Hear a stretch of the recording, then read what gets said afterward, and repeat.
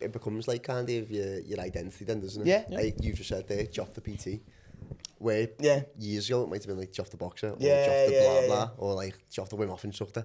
Wim Jof. Wim Jof, know what I mean? So you'll have your little identities, lads, know what I mean? And like, it's actually not living by that identity kind of thing. Yeah. It's got him, that. It's got him, that.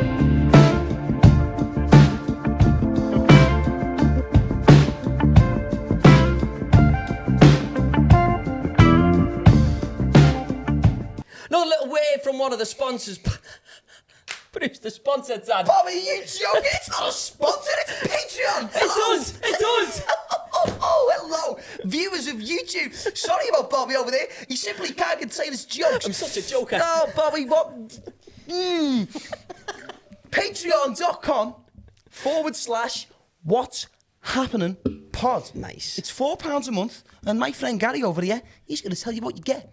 £4 a month, right? You know what we get for £4 a month? You get to see us and our beautiful faces early, right? Early access, Tuesday, you get it, £4 a month. You also get Patreon exclusives, right? We do about 2 episodes a month. You get that included in the price, £4 a month. I was going to say free of charge, but it's not free, it's £4 a month. Head over to patreon.com/what's happening? Yeah! See you over there. Hello, welcome back. Episode 118 of the What's Happening podcast. Hope you've all had a marvellous week since we last joined us. In the studio this week, we've got Jof Walsh, more commonly known as Jof. And before we get into it, obviously, it's a bit mad how we ended up getting you on, because it is weird, isn't it? Yeah. So I don't know if you ever told me. You didn't tell me. Right, you said he was on. So, oh shit. Enlighten me. So, he's literally lived 2 streets behind me, like my whole life. Really? Right. Literally, I've lived there since I was 6. I'm 20, so it's been 20 years. He's lived there. Well, I've lived there. He's been there the whole time. And then we'd always see each other by ours when we were kids. Let on. What's happening? You're like, oh, yeah. I used to play with you. Yeah, we used to play footy in the streets and that. Gay by ours. dad. I know, yeah. This is what I've got you on, actually. There's a whole camera crew coming in a minute. But no, and then, so yeah, we used to play footy in the streets and that when we were kids. And then you were 2 years above me in school, weren't you? And didn't see each other then for what? Years? 20 years. Fucking years. That's true. And you still live there? I still live there. I swear to God, I haven't seen him. I didn't see him for years. So obviously we've seen each other in Glasgow. I'll let you finish the story. So then, I'll let you jump on it in a minute, because I seen him on the Sunday. It was at the Lonely Eye. It was at Rossi on the Lonely Eye. It was Lauren Low Chung, weren't it? Was it? Yeah. Oh, I thought that was Rossi. I was in the wrong place there. I shouldn't have even been there. I was meant to be somewhere else in that case then. And then I turned on, I seen him and I went, oh my God, Jof. I was like, fucking hell, how are we? Ended up, we just going to Camelfat, went there all night. And then one of your mates said something about the podcast, didn't he? Yeah. Because he had no idea that it was me that done it. That's hilarious, that, you know? Yeah, so he bumped into me and he said, Jof, what's happening? And all that. I didn't even get on to who it was because he had his hat on. He's like, who's this lesbian talking He to had me? his gigs on and that, and I was like, yes, lad, what's happening? And I was just like, I'm going to fucking clue who this is. And then, lad, it took me fucking ages to click, and I'm just speaking to you because obviously it's fucking your sound. So, like it, lads. And we're just speaking to him for ages, and then my mate came over and was like, is that the kid off the podcast? And I'm going, what podcast? And he went, the What's Happening podcast. And obviously I've watched it major anyway, and I was like, don't think so. And I looked at him again and went, it is. And I was like, oh my God. So obviously I've watched that podcast major, But not clicked. I didn't click it was him, no. I didn't click it was Danny. That's so hilarious. I've watched the podcast major, idea. didn't have a clue that it was Danny, the kid that used to play out with when I was about 8. And then he was like, and then he mentioned that like we used to play with each other when we were kids. He was like, I live next footy. Used to play hide the pickle. You liar. Yeah, he was like on about it because he used to live next door to Josh Ward and I was like, and then it clicked then. I was like, so you're the kid off the podcast. I used to play with you when I was a kid. Play footy. Footy, but specify again it was footy. Lad, me man. Yeah, you're out 2 years older, so I had a mushy in that. So we had a mushy in that as well. And you know when like... Oh, that makes more sense. You can't every time he's going, lad, my head just fell off. I couldn't like put 2 and 2 together and I was just like, lad, you're not the kid from fucking... What's your road called? I'd like to bleep that out because that's where I live, but yeah. Take it out, Jack! Yeah, and it, but yeah, laat me man, was fucking blown. It was a funny night that as well, Yeah, it's hilarious, Do lad. you know what I was talking about? And you said then, and you were like talking to him and you couldn't click who it was. Have you ever had an encounter with someone where like they fully know who you are, Yeah. and you haven't got a Scooby lad? I was in Asda about a year ago, and some kid was just like, "Ah, Gary, how are you, lad?" And I was like, "Yes, lad, how's it going?" My brother. He knew how's your everything man? about, but he knew everything about me, man. He's like, "How's your man, lad? How did the operation go? How's your man? How's your day?" And I was like, "How do you know all this about me? And I don't know who you are." And he's like, "Oh, lad, I come round next week and see your man." I was like, "Sweet lad." And I walked away and I was like, "I don't know who the fuck you are." Like, you knew me kids and everything. Like, I had 3 kids and I was like, "Man, you know." I didn't have a clue. Do you still don't know who it To was? this day, don't know what. That's fucking Still don't know, horrible. man. I get it sometimes, like, especially when I'm out and about the bevy. And like, when people who like watch the podcast come over and like say hello and that, sometimes like, I don't know if it's someone who I know or it's someone who just watches it. People go, "Oh, Danny, good to see you. How are we?" And I'm trying to put it together in my head and I'm like, Shit, yeah. "Hello, fucking fella. How are we?" You get away with it being Scouse, so you can just say lad, fella, mate, anything No in your one thinks sound. twice about it. I used to do it with the kids, I forget the names, and everyone with the kids, Yeah. I'm like, "Sounding lad." And you got 4 of them running around. I forget I'm which one always was like that which, with to our be kid fair. and that, because there's 4 or 5 of us. So Yous someone all will look ju- the exact yeah, same someone will as just say, well. "Do you want to go, right, Dan, Paul, what's your name?"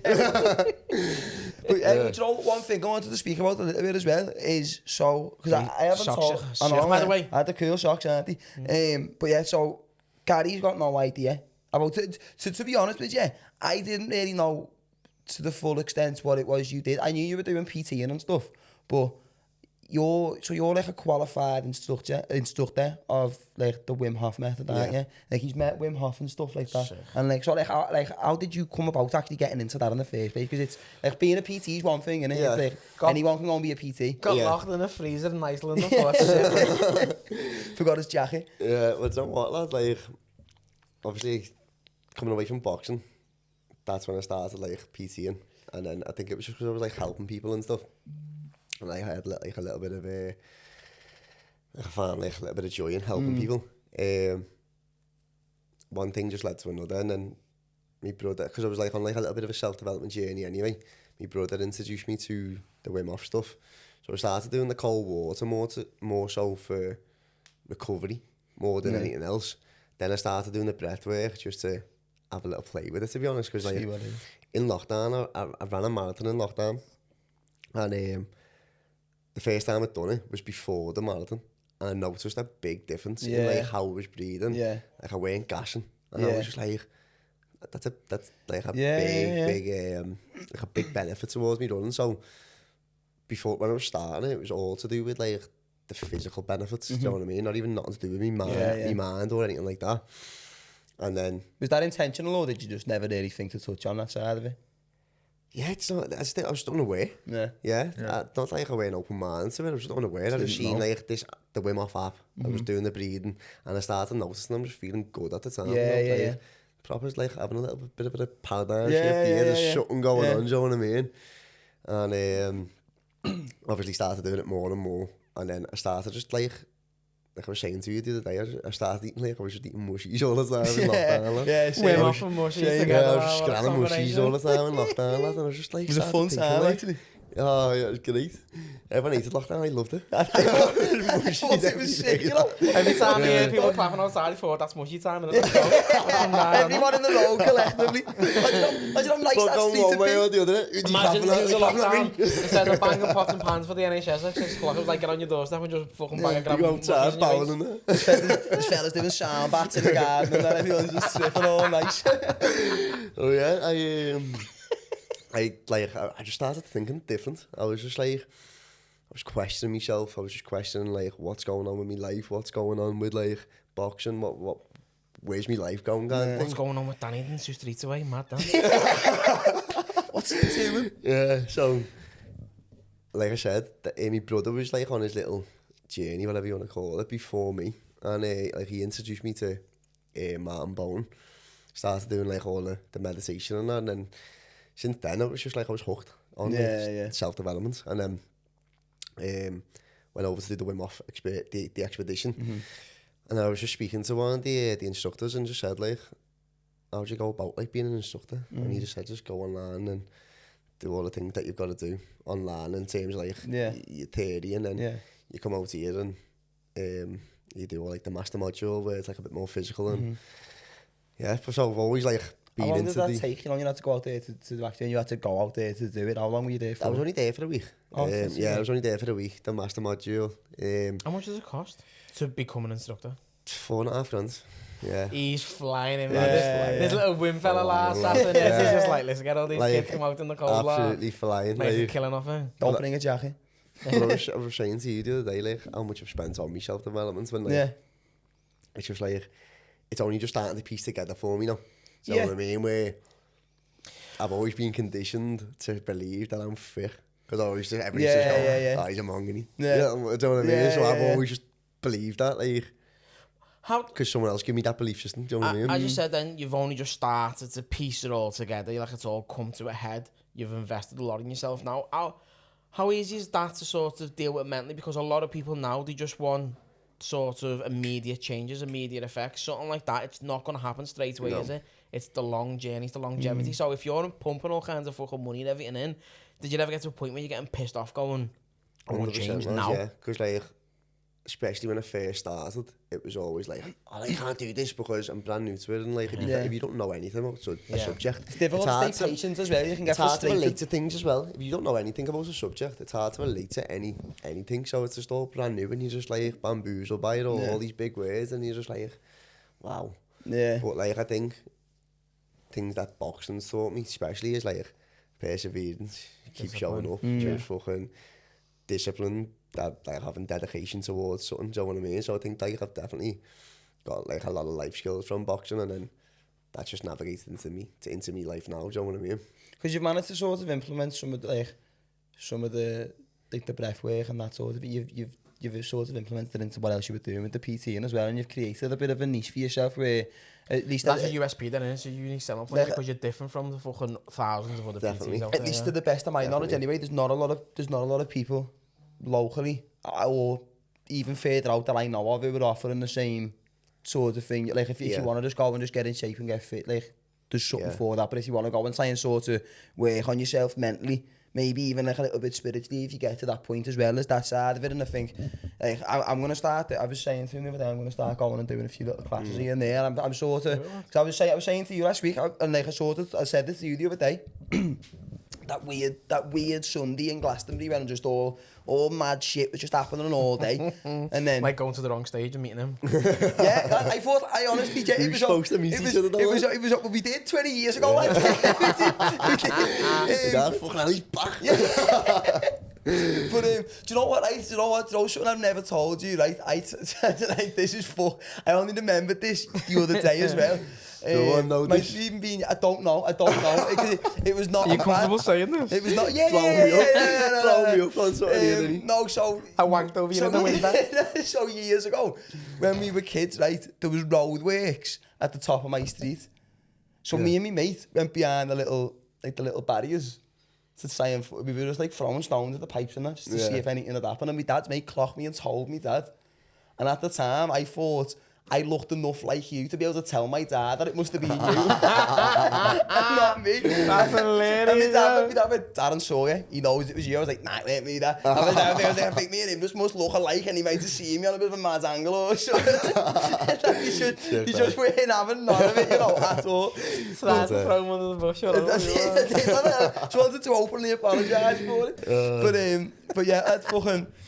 I was saying to you the other day, and I was saying to Gary last week, like the first year I went to Glastonbury 2 years ago, I'd just done mushies for like 5 days straight, and I was coming back and like the hoodie that I bought in Glastonbury I was still wearing to go to shop and that, like you know what I mean? Too far gone. Yeah. I was going and sitting at the lake over the road from ours. And I was sitting there and getting emotional because of how beautiful the lake looked, and I was thinking, I've got it figured out now, and then like fucking I had a weird couple of years. That was a mad couple of weeks, that Danny, though. It was weird, lad. It was like I didn't shave me goatee that road or nothing, and I was like, I don't need to, it's me, you know what I mean? It was weird. It was a weird time, but then like I was saying to you last week, like I wanted to put a bit more focus onto like my physical health as well. But then when I spoke to you about what else you do, I was thinking like maybe it's the right time to sign for. Definitely. Because I've always thought about it, being familiar with like, because I've obviously like I've watched like when Wim Hof's been on like the fucking Joe Rogan Experience, so like I've been familiar with what he's done for years, and I've always been interested in it, but it's not one of those things in a lot of cases which is very easily accessible. Obviously they've got the app and that, but if you really want to try and have a look into it, unless you go and do the course like you did, it's not always the easiest thing to get into. And that's like part of like my kind of like I don't know what you like mission, if you want to call it, like it's just to raise like as much awareness as possible, because like I know the capabilities and the potential that I can hold to like change someone's life. Do you know what I mean? And like I think like I always thought like boxing was my purpose, and then now doing this, it's like that weren't my purpose. It was showing me boxing's like navigating me to here. It was giving you tools ready for this journey. I just had the discipline and all that. 100%. That's what boxing was providing. That's one because thing. like even in school and that, like I didn't pass one exam. I wasn't bothered. I didn't care about like education. Didn't care about learning at all, because I wasn't interested in like. I wasn't even interested in life at that time. Boxing was my life, do you know what I mean? So I was just always boxing, and obviously now I've just come like full circle where it's just like that is like I just invest so much time into learning and stuff. So like my mission, like I said before, that is like my mission now, where it's just like just spread that message. And I think it's took a lot of courage for me to do it as well, because the person I used to be to the person I am now, I'm two different people. That's one thing I wanted to ask you as well, because obviously, like, so how long has it been since you started implementing, even just at the beginning, like the smaller aspects of it into your life, as opposed to now? How long's the time frame between sort of starting and where you are now? Best part of 4 years, you know. And like, what would you say, at least from your point of view, the biggest differences? Because obviously you said that to me the other day, that it's like two completely different people. But I didn't know you enough then to be able to say. So what was the sort of biggest differences in you from say you 4 years ago to now? You said like.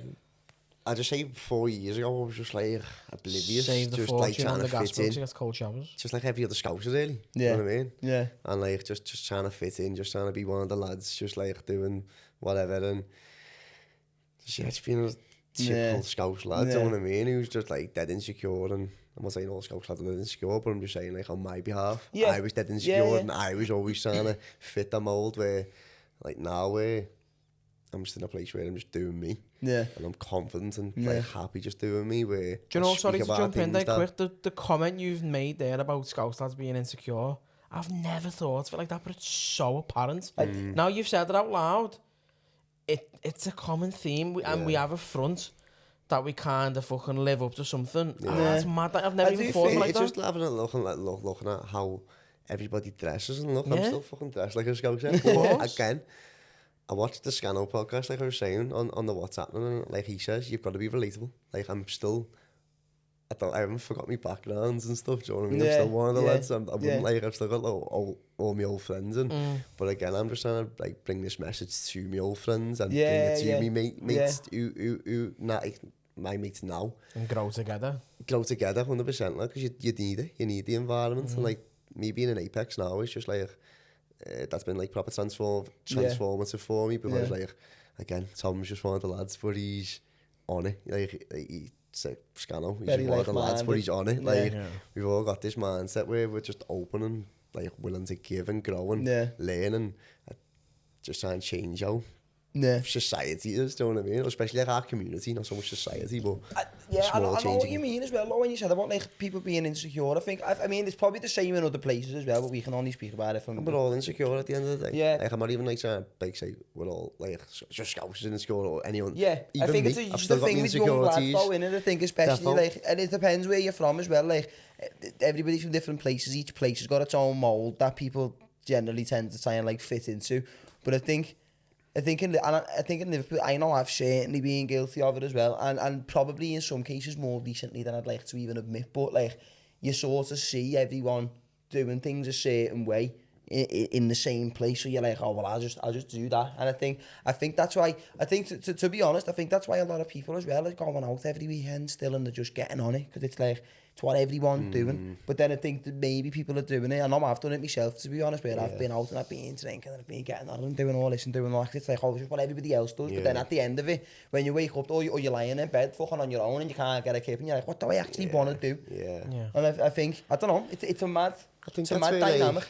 That's what you're saying there, where like say psychedelics and like there's obviously you can get to like a psychedelic state through breathwork. You can really get into like different regions of the brain through breathwork. Where when you done brain scans on Wim Hof and you done brain scans on someone who's on psychedelics, the brain was like fired in the exact same way. Like what's accessible to us like right now, like with our neocortex would be lit up by like 15%, and that's all they think that's accessible, like science.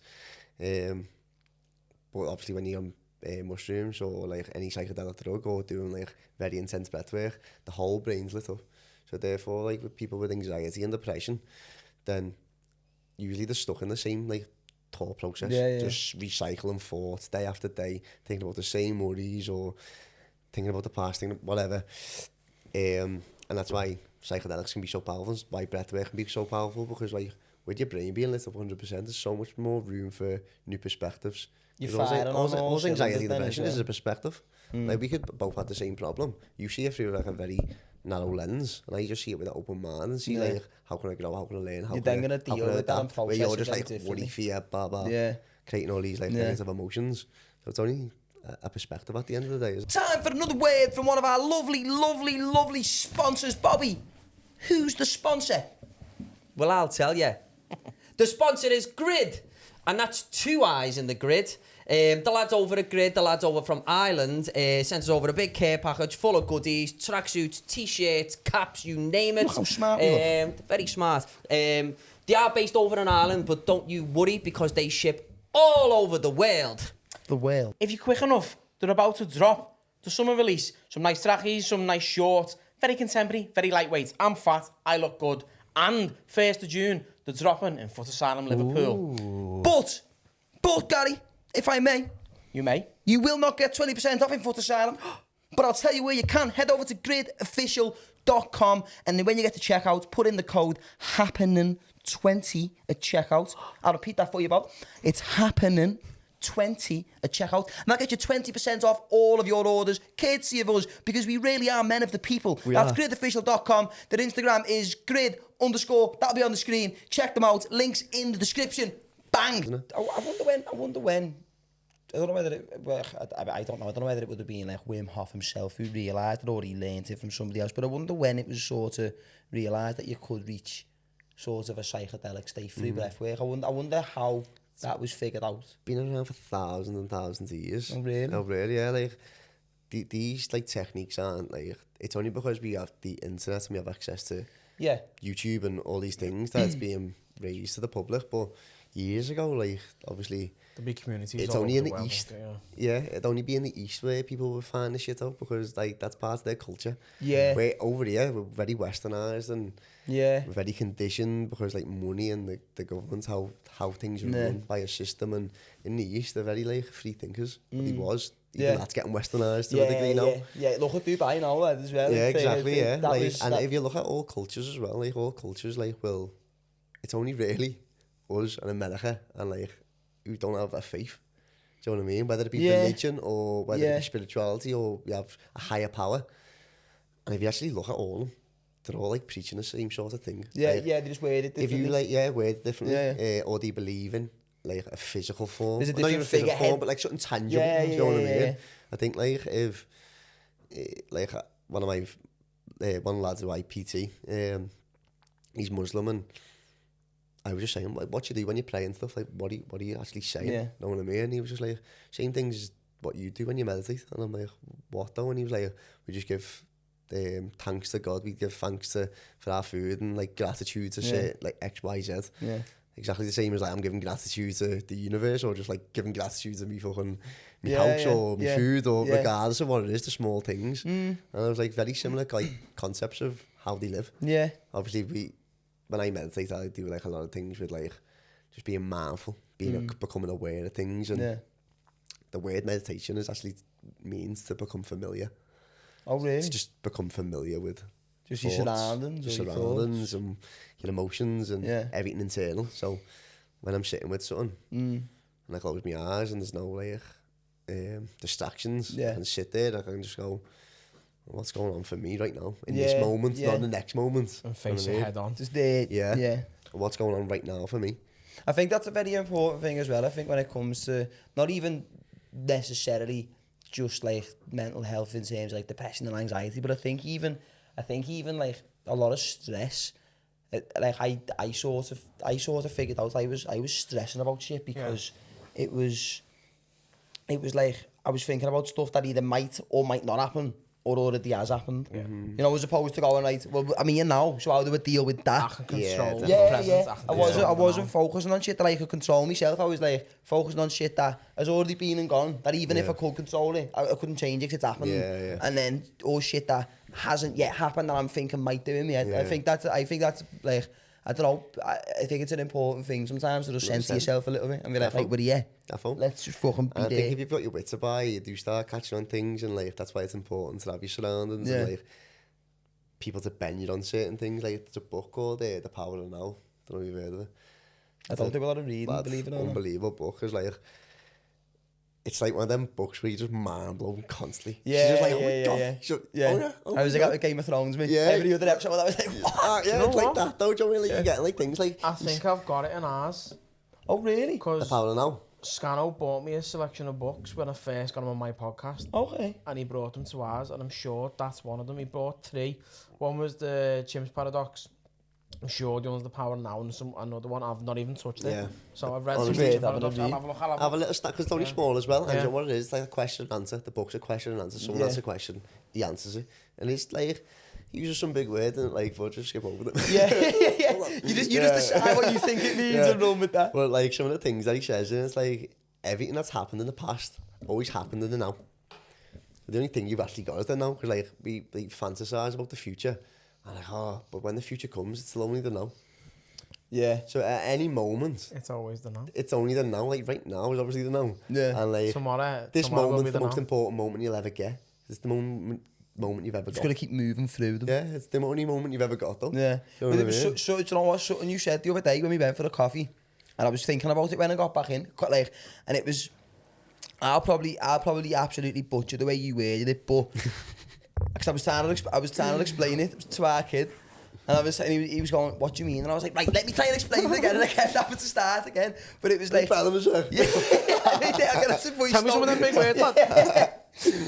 but like, the gist of it... Danny's like that in his talk to ChatGPT. I've got Siri on, open it brings up an article or something. Lad, that ChatGPT is an absolute fucking goldmine. I done it to make me a CV the other day. I just put in, I inputted what I wanted on it.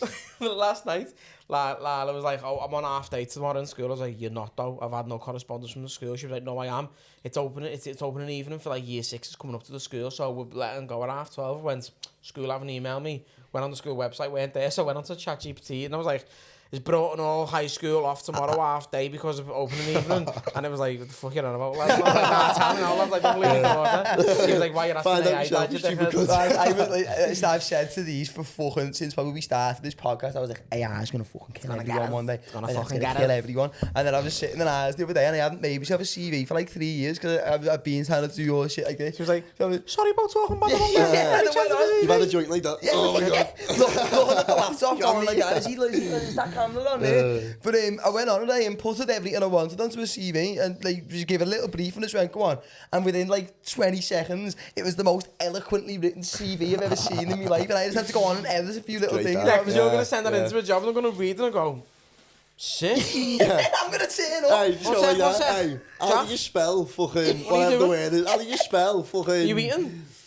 Fucking I can just hear him onomatopoeia. rustling over there. What are you eating, lad? What are you eating? Don't me, man. Let me just find out for you then. It's What were fucking you saying mad. about What that is it? before, anyway? Do it. Oh yeah.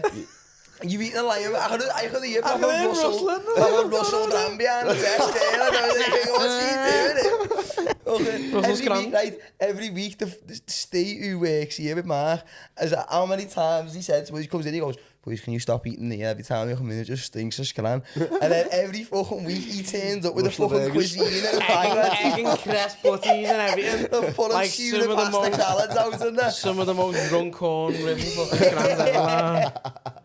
Are you from Runcorn, Jack? Is it born and bred, yeah? Born in Morrison. What do you prefer, Wovington or Runcorn? Neither's good. Runcorn's not bad. Chernobyl of the Northwest, isn't it? Obviously, we're from Whiston, aren't we? So, like, people get, like, fucking mistaken for, like, witness and that. People go, where you from, that witness? And I'm just like, I've got 10 fingers. So, you know that when someone says, like, where you from? I always go, Whiston, you where's that? I always go, Brighton. Oh my God, let's say, you know, all my mates tell me. If someone asks me where I live, I go, do you know just where like it is? And they go, yeah, it's by there, man. By there, man. I've said that for fucking years, you know. And then we go, like, where's Whiston? Next door to the Reno. Because if I go by Prescott, they go, what? By the M62, man. Yeah, Brighton. I have said that. But it is though, it's a stone throw. You cross the road from Highton into fucking You can Whiston. walk from my front door on foot and be in Highton within 10 minutes. Yeah. You don't get a horse in this race, Runcorn. You can't ask that question. It does my head, no, because I go... A wool's just over the water, isn't it? Yeah, no, I don't want these people say... Originally, a wool was St. Helens. Isn't it? Yeah. But And I now always it's go, just- obviously it's close, St. Helens. I always go, no, my heart speaks like a wool. They don't really. They don't what? It's They like, don't. oh. Do you know what? Because there's people from like... What Whiston is defensive. What Whiston is people from Highton who made it. That's what it is. They just escaped the Johns and got a decent job and had the rest of fucking... Honestly, place in throughout the society. amount of arguments I had when I was a kid, because people would either say witness or they go, "Are you a wool?" I'd be like, "No," because I just moved from like Edge Lane as well. So I was like, "No, I'm not." Like, and then like, no, I can get to yours. I can get to yours. I can get to yours from ours faster than getting to like speak. yeah. I But don't live it's far mad. away. Yeah. Where do you live? I live by the Jolly Miller on the drive. Oh, yeah, So I can get to his in like 10, 15 Yeah. minutes, but it's taking like 20 to get to speak. Yeah. And And that's it Liverpool as well. isn't it? It used to hate me when Yeah, I was a it kid. used You to know, hate me, it used don't to it? proper, it used to really like, get me. oh, It does. I'm Yeah. sweating now, I'm getting angry now, I'm thinking about it. But honestly, it's just fucking... Oh, do you know what? I'm so glad someone else has said that, because my mate, right, I know he'll be watching this as well, my mate Elliot, has tethered me for fucking years. Because every time someone, when I was younger, would ask me where I live, I'd be like, just by Highton, lads. They'd be like, where about by Highton? I'm like, just by it, just next to it. Over the bridge. Yeah, I would never tell them. I would never say the forbidden W word. Because then he'd be like, witness, and I was like, no.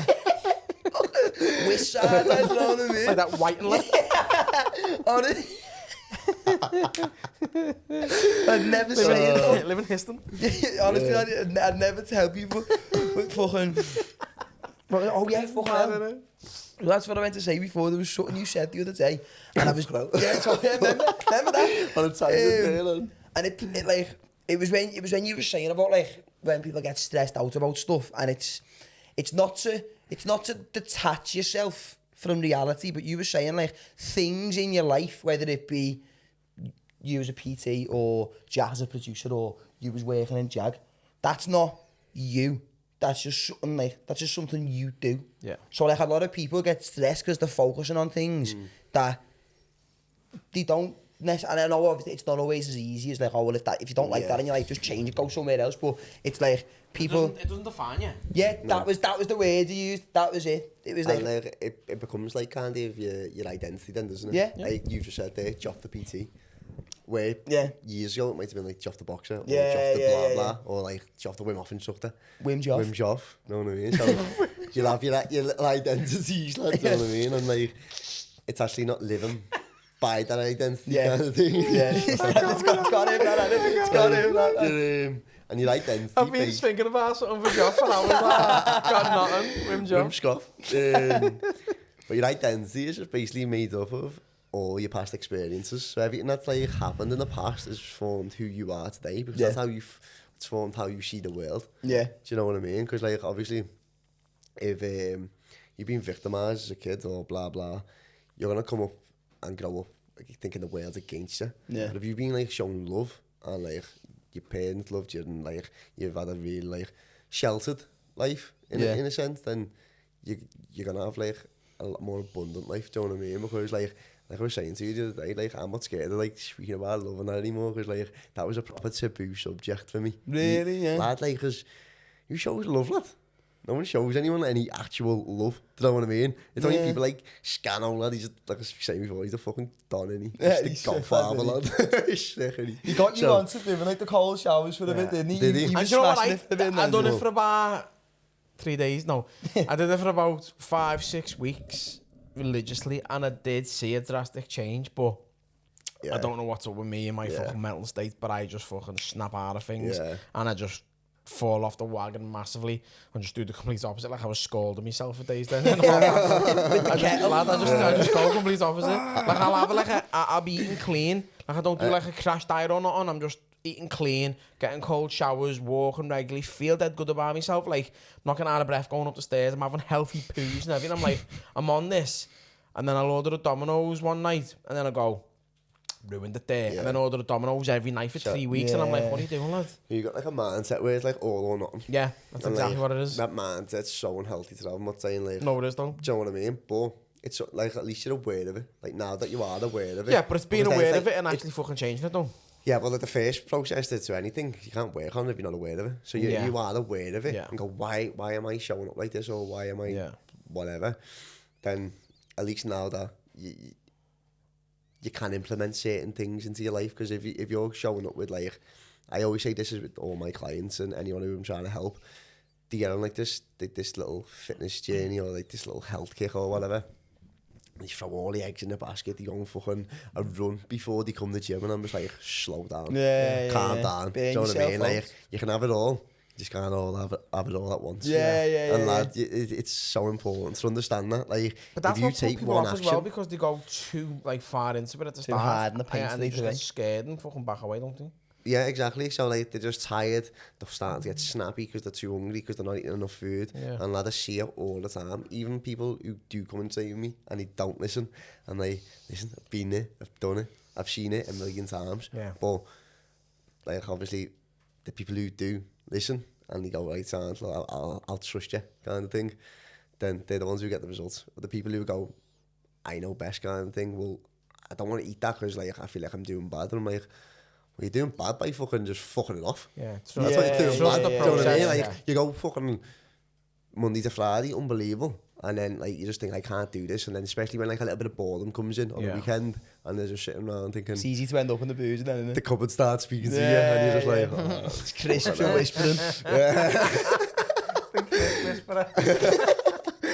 But that's the thing, like the all or nothing rule. It's like trying to like shift that mindset where it's like, He sounds like having a one hamster over thing there, doesn't he? every day, having one. Russell there. He's making the biggest fucking rollie ever. Open a pack of skips. Smell them. What is it you're doing, Jack? He's making origami over there. It's for your bed. That's nice. Can we see? You don't have to show it on the camera, but I love it, lad. Show the love, lads. Do it in your own time. That's what I was getting to before, actually. Oh, yeah. It's Being a lover. nice. So about love, and he's doing like an anniversary gift for his bed. Look how sappy he is. But on the serious note, doing your own time. Yeah, I'm waiting. I'm only messing, Jack. Nah, I thought I just genuinely thought you were like just trying to steal rooms for your lying bar. I could just stay noises. listen to this, lad. I'm going away tomorrow, and I thought the anniversary present was the holiday, and then she's gone to me. So we're giving the gifts. You just outed yourself on the podcast. Whole time I've got, what the holiday? Who paid for the holiday? You? I said to her, just get her to the hotel room, and then when she gives you a present, just go, and you're welcome. Yeah, he paid for it, lad. My mum and dad don't ever do anniversaries, so I've never like, you know what I mean? Yeah. Yeah. She's like, "Are you doing the gifts there?" I was like, "Yeah." Where he's going on holiday? Greece. Skiathos. Yeah. Where are you going? That is a fucking present. Do you know where they filmed Abba? Yeah. Mamma Mia. Mamma Mia. Where's he going on?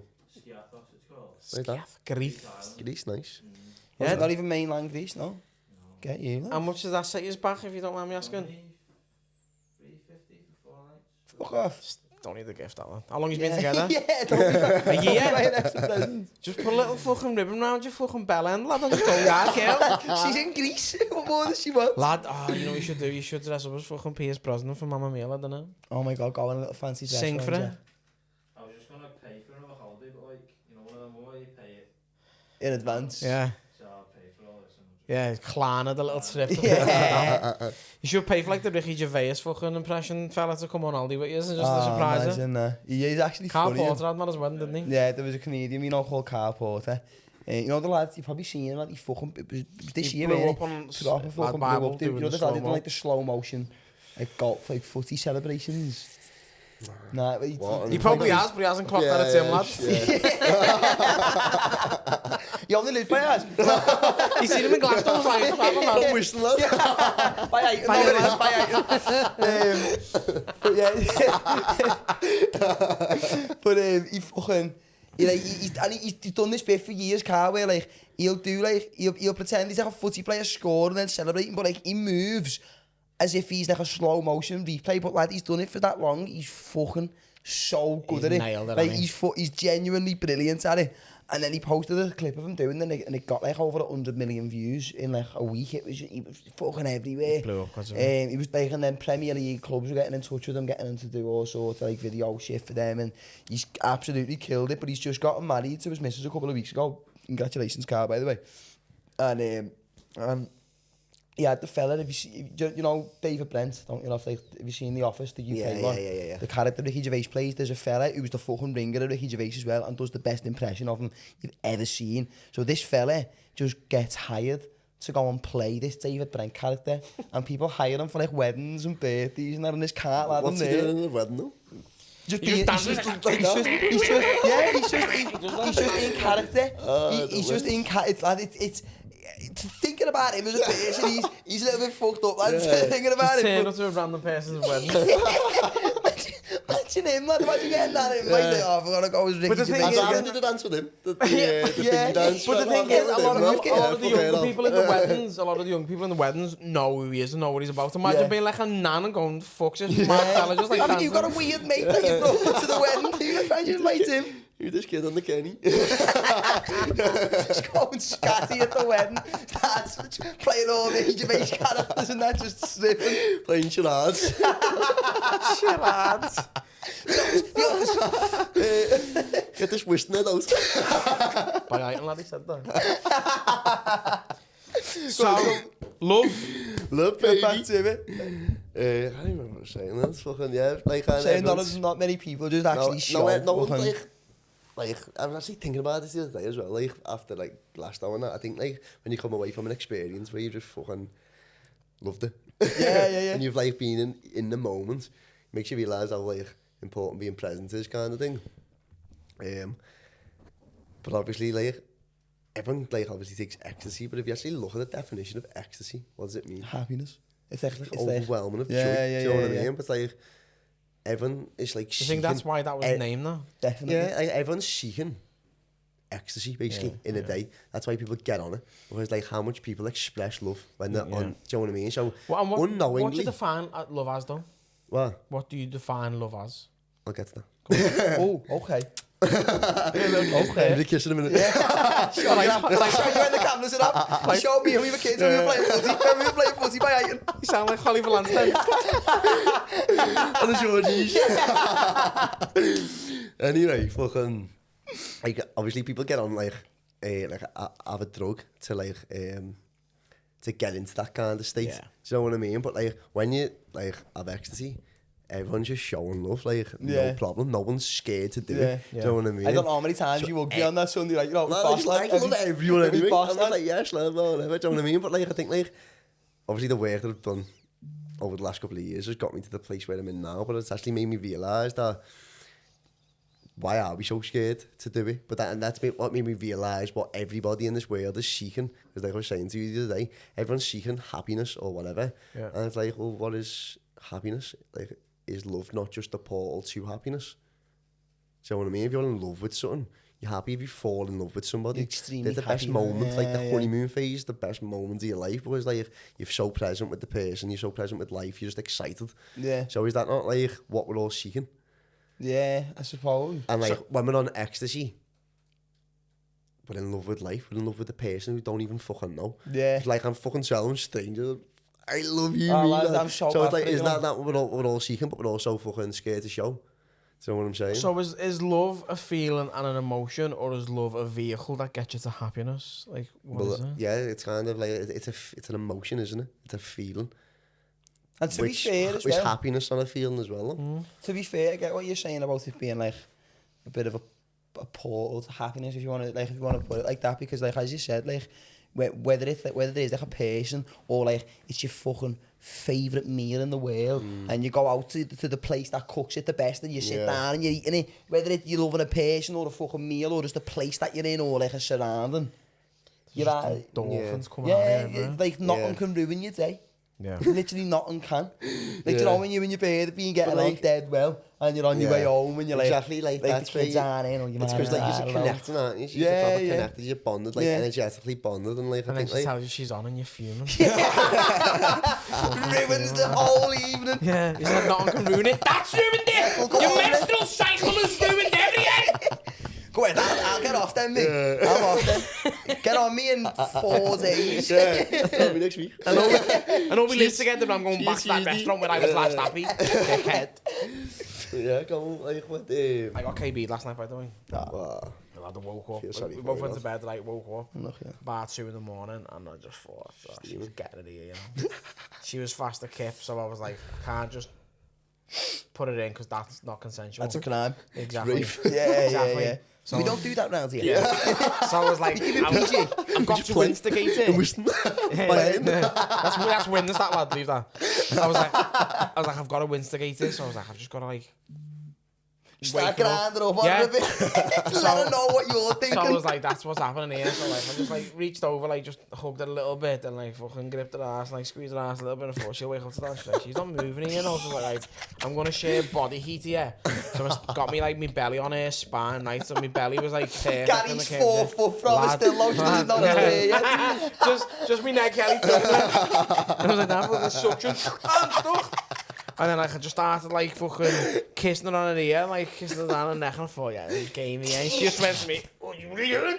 Fuck off. And I just went, give it a minute. It's the Give it a worst thing in the minute. world, Let it isn't it? settle and thought.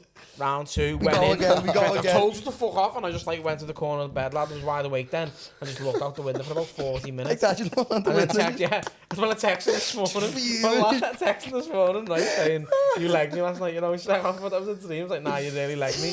I went, so like, when you wake me up though, innit? She was like, it's different. And then when I come home before and I was talking about it, she went, what did you do? Just wank looking out the window. I went, no, I fucking didn't. I went back to sleep sad, thank you. Just, yeah, dead sad. Horrible.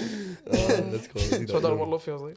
No, no, I do get I get what you're saying though as well about like when people do ecstasy, it's MDMA in it, Yeah. and it's I can't remember what part of your brain it triggers to produce more serotonin and produce more endorphins. The same way psilocybin does when you eat mushrooms. Yeah. And like, but so like people. Yeah, I suppose people do take these little tablets or eat these little mushrooms to feel like it's all you ever want to feel, but then in the day-to-day life. Yeah. When was the last time Exactly, someone was like- just But like... then It's a kind of like, you could say it's a practice, couldn't you? Like it's something I that you suppose, practice. yeah. Cause like Yeah. it is, because like people practice unconsciously hating everybody because that's all they know. Yeah. Do you know what I mean? Like when Looking for people, the bad in stuff. Exactly. Even if like you come away, like if you have like you break up with your partner, straight away you have loved each other for so long, and all of a sudden you hate each other. Yeah. Most, I'm not saying all, Yeah. most. In a lot but of hate cases each though, other yeah. because it's an easier coping mechanism to hate someone to love someone. So all of a sudden And they're that's the finding complete all the opposite as flaws well. in them. So that's a big switch, innit, of energy. Well, exactly. It's like you've loved them for like say 5, 10, how many years. And then you'd happily and all of a stab them. sudden, it's like, I hate you.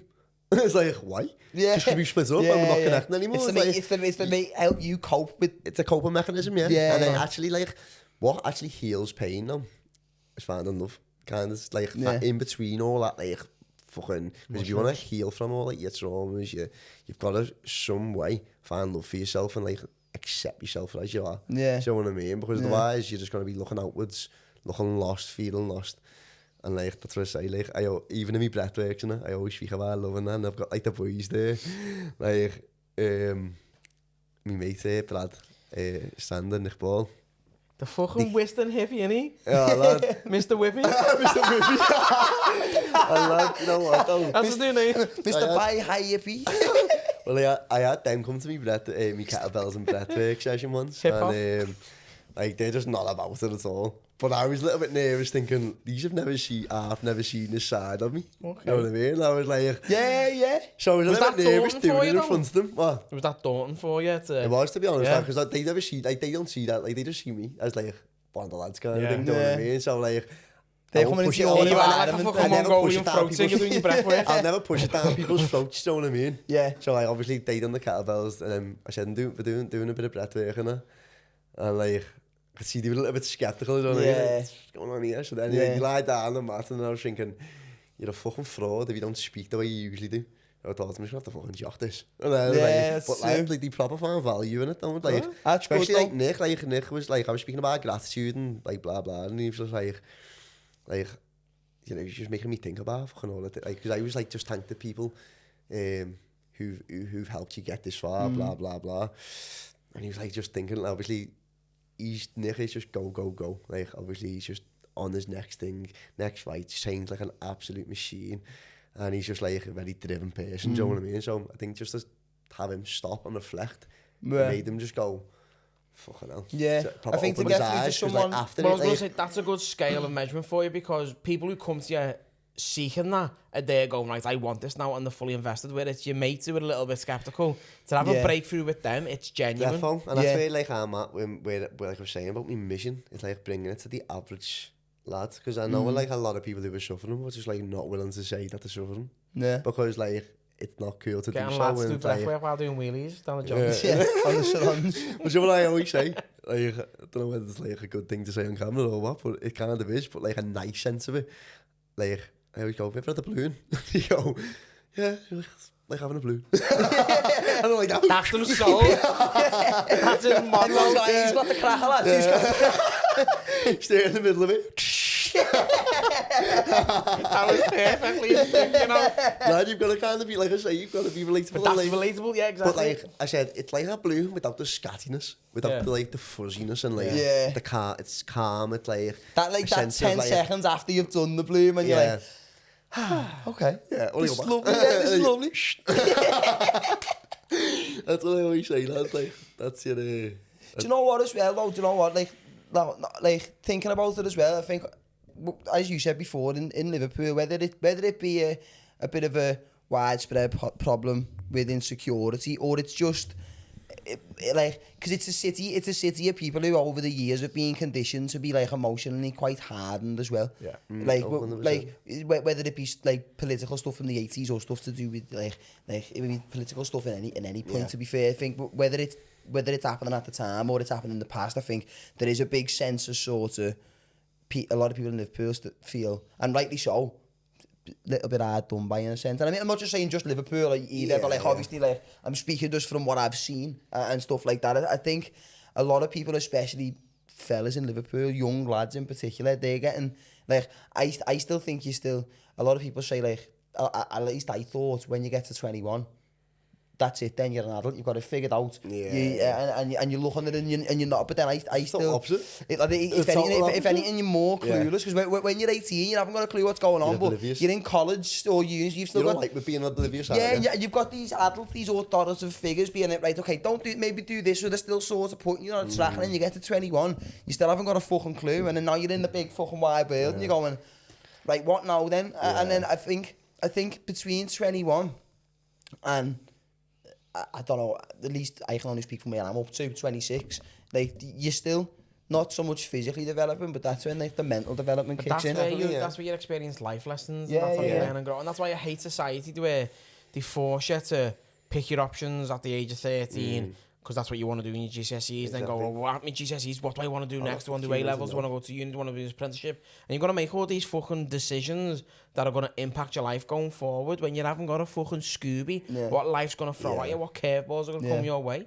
100%. It's fucking too hard. And like, like about like talking about your insecurities and that you think like they don't disappear as you get older. Yeah. They're fucking worse because Yeah, like they do. you think like all like these like as you get older and like all these suppressed emotions like that you carry with you through your life. It's like you've got this one emotion.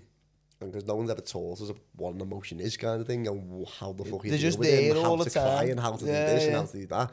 It's like, all right, son, I've got this emotion, but I'm just going to go, fucking don't want to see this. I'll suppress it. You know what I mean? And then years and years of suppressing it. Imagine 40 years of suppressing every emotion that you get. And it's just like, you're throwing in this big rucksack. And just like, boom, that's going on there, that's going on there. And you're just throwing all these fucking emotions in a rucksack, lad. Imagine how way down you are when you're fucking 35 and 40 and whatever. And you don't know how to express yourself. You don't know how to fucking... You don't know how to cry. Like, people don't... I didn't know how to cry when I was... Like I lost my dad a couple of years ago and I just didn't know how to cry. Yeah. The only way I could express myself was just through anger. Yeah. The only way, lad. It was sometimes as well, like, that's because it's the easiest emotion to access as well. I think, at least for me, if something happened, it's just like... It's easiest if you're conditioned that way. Yeah. Like, it's like, yeah, it's all, if that's all you know, and like you get addicted to your emotions. So people who are depressed, they get addicted without, like, obviously they don't want to be. But they're actually addicted to them chemicals. Do you know what I mean? Because it's the familiar. It's all they know. So it's easier for your body to predict what's going to happen. Oh, I can predict this depression. You're preempting stuff being that's in the not unknown. even there. Like the unknown's a scary place for people because they can't predict what's going to happen. Yeah. So when they get there, they get anxiety and they get fearful. So they go, oh, fuck that, I'd rather be depressed. They feel like they're losing control. They're losing control and they're losing like their identity. Everything that's what's made up of past experiences. Do you know what I mean? Yeah. Do you cry a lot now? Me, I'm a fucking crybaby, lad. Yeah. Honestly, like, but I'm proper like, I'm into it. I've been an emotion listener. But I can relate to you there massively because like, I lost my half fella to suicide when I was 5 and like I pent all that up, like not dealt with it. I always just thought you're a selfish prick and I always make jokes about it. And as I've got older, I've stored it all and like every now and then now, especially now I've got my own kids, I'll look at stuff and that's when I get dead emotional. But like I always thought like the birth of my first child, I was like, oh, I'm going to be dead emotional. I was just staring and looking at this little fucking purple thing on the bed because he was like... He had like the cramp swing without the glasses. I thought the bird had been getting fucking goose by a cramp swing, lads, and I'd been telling me bird, all right, yeah, I'm going to sob, you know, and then I'm just sat there like that. Yeah, emotionless. Couldn't cry, but now, like, I'll cry at like fucking Corrie or something like something. I'll tell you, I'm sobbing. I'm not messing. Since I come back from Glastonbury, I think the first few days was definitely a come down. But then after that, lad, I think it definitely was because I was like, if the kettle didn't boil as quick as I wanted to, I was going... You know what I mean? You've changed. you boiled dead quick 5 days ago. What's up, lad? Are you good? But then I don't know what's been going on with myself. Like the last 10 days or so, I feel like I've been well back more in tune with my emotions. Like I feel like, like remember I was saying to you the other day, for like 6, like honestly, for like 6 or 7, for like 6 or 7 months, there was loads of shit that was just stressing me out, one thing after another, and then I reverted straight back to like I was just hating it. I was angry towards stuff because it was, like I said, it was the easiest accessible emotion for me. Like, I know I don't like it. I don't quite know how I don't like it, so I'm fuming at it, and that was it. And then, like I stopped. Like I could see something genuinely heartbreaking on the telly, or like I could read a genuinely heartbreaking fucking article, and nothing. I was just like, next, That's keep up. be like. And then fucking.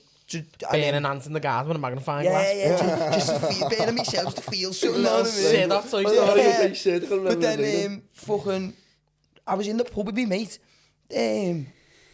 last week it was, and I had to go outside and breathe in the fresh air for a minute because I nearly started crying twice, right, fucking twice, because the first one, we got chatting to some fella, my mate's in the Navy, so he's noticed some fella at the bar with a t-shirt on and there was like an emblem on it which looked like it was something to do with the military, so my mate said to me, look, I'm just asking out of curiosity, I'm in the Navy, what is it on your top? And the fella was in the paratroopers years ago, and like he was in Ireland during like all like the stuff with the IRA and that. And he just got chatting to us and he was just telling us all these stories, and he was telling us about his younger brother who also joined the paratroopers, ended up in the same regiment as him, and he was saying to his brother, like, look, go in this other regiment, they're going to Kenya, you'll have the fucking time of your life out there, there's nothing really going on there, you'll just be sort of based over there and doing your thing. But his brother was like, no, I want to, because like he said they get this thing called a claim. So even if there's no space in the regiment, if your kid's in it, you can go, oh well, I've got a claim to it because you've got like sort of lineage in it almost. Yeah. And then while he were over there, his brother got killed by an RCIED, which is a remote control incendiary explosive device. So get on that. Yeah. Fucking hell. Read that. That's a nice acronym. yeah. I thought of that myself actually. But and he was telling us about his brother dying, and I could see this fella getting emotional just speaking about it. And then all of a sudden I felt that little like lump in my throat, and then my eyes were welling up, and I was like, what the fuck? Yeah. So I just went outside for a minute, fucking talks like, I thought I can't like, and I mean again, it's probably fucking stupid, but I thought I can't be in front of this proper hardened man and be like proper sniffling, and then I come back in the pub, was talking to him, and then some other fella come in about 20 or so minutes later. The footy was on the Spain-Germany game. Funny enough, we ended up watching the rest of the game with the fella who was in the paratroopers and his mate. He invited us over to watch it with them because me and my mate had just been chatting to them.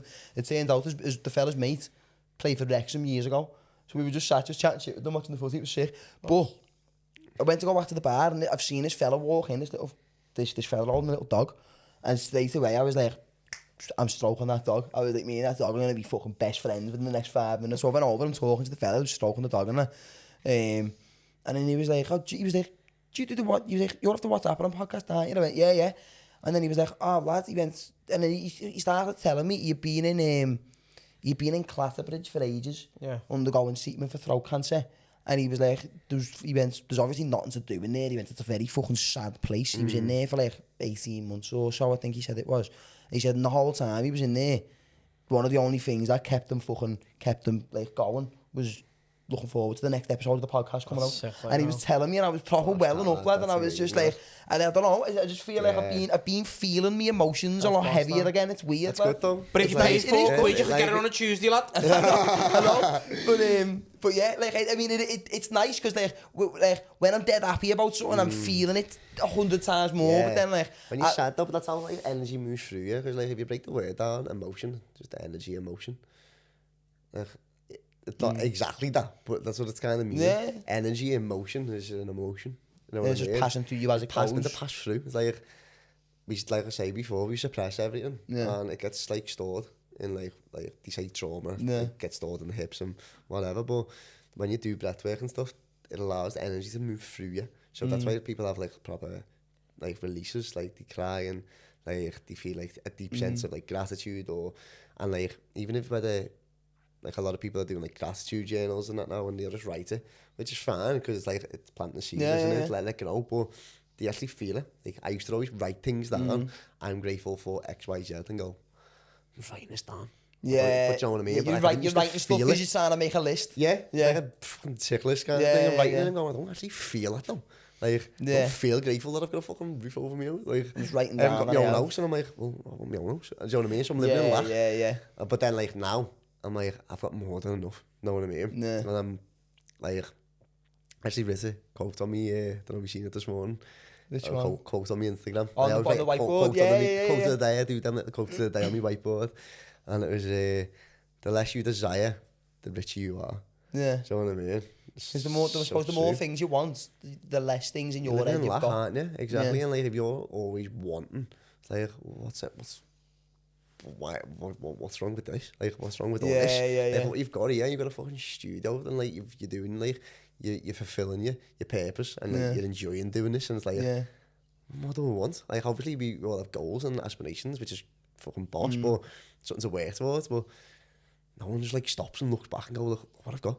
Yeah. I'm smashing it. You know what I mean? I'm fucking like in my head, I just keep going to myself, I'm fucking smashing it. Yeah, but you said the other financially. You said the other day a big thing for you is being able to work on your own terms. Like a lot of people, like a lot of people, they're working, but it's not on their terms. So like they're probably feeling like they're not achieving something. Like I'm speaking to, I went and done. You're not saving. Will Smith's and Jamie Bush's podcast. I went and done it the other day. Two lads who we know just like through doing the comedy, and that they've started the podcast with a couple of their mates.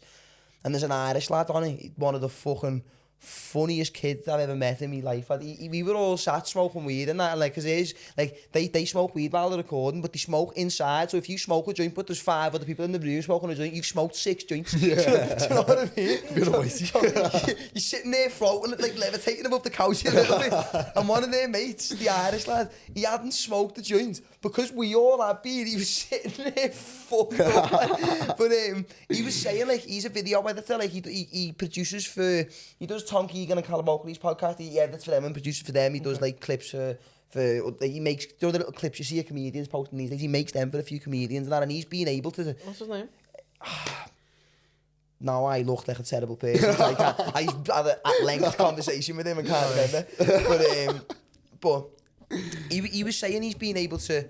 He was working full-time and now he's only having to work 4 days a week because he's making enough money through doing all the other stuff he's doing. He can afford to have a day a week where he just focuses on what he wants and what he's doing. And then he said it's enabled him to actually take on more work because he's able to then dedicate more time to it because he's got that extra day. Yeah, definitely. Like, I think, like, for me anyway, like, I'm not that busy at the moment, PTing. I'm loving it because I'm getting more work done and I'm actually realising what do I want to do. Like, I know what I want to do, but how can I, like, navigate my energy into this rather than just being shocking in PTing. I've got enough money to get by and I'm still fairly busy, you know what I mean? I'm not fucking dead, but, like, it's get that extra little bit of time to reflect, which we don't do Time's enough. Valuable we don't do enough, lad, and, like, to grow and to get better, we need this time just to stop and just, like, literally stop rather than, like, go forward. Like, I'm in the space now where I'm just like, I'm stopping. For a second, still studying. Like, I'm doing a life coaching course at the minute. So, like, I want to be, like, this, like, package where you don't need to go anywhere else. Like, I've got, like, a life coaching course behind me. So, like, literally, it's, like, your mind in terms of, like, mind, body, goal. Because obviously we need Instagram, isn't it? So, like, physically, if you need help physically, I can get you where you need to be physically. I've been PT and I've been training for like 15 years and I've been PT for like 5. Emotionally, I can get you like, I'm not saying I'm going to fucking heal you, I can't heal anyone, but I can help, assist. Do you know what I mean? Like with the breath work and the meditation. So, like, there's one aspect that I've already got under me. And then obviously the life coaching is navigating people's lives in a direction that they want to go in.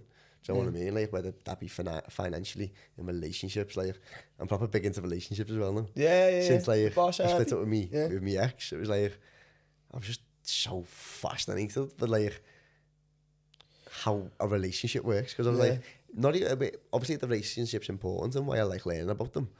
Because, like, why wouldn't I want the best relationship? But it's more so the relationship I had with myself. When I started, like, looking into the relationships, it was also the mirror and a reflection of me. Do you know what I mean? So that's where I was like...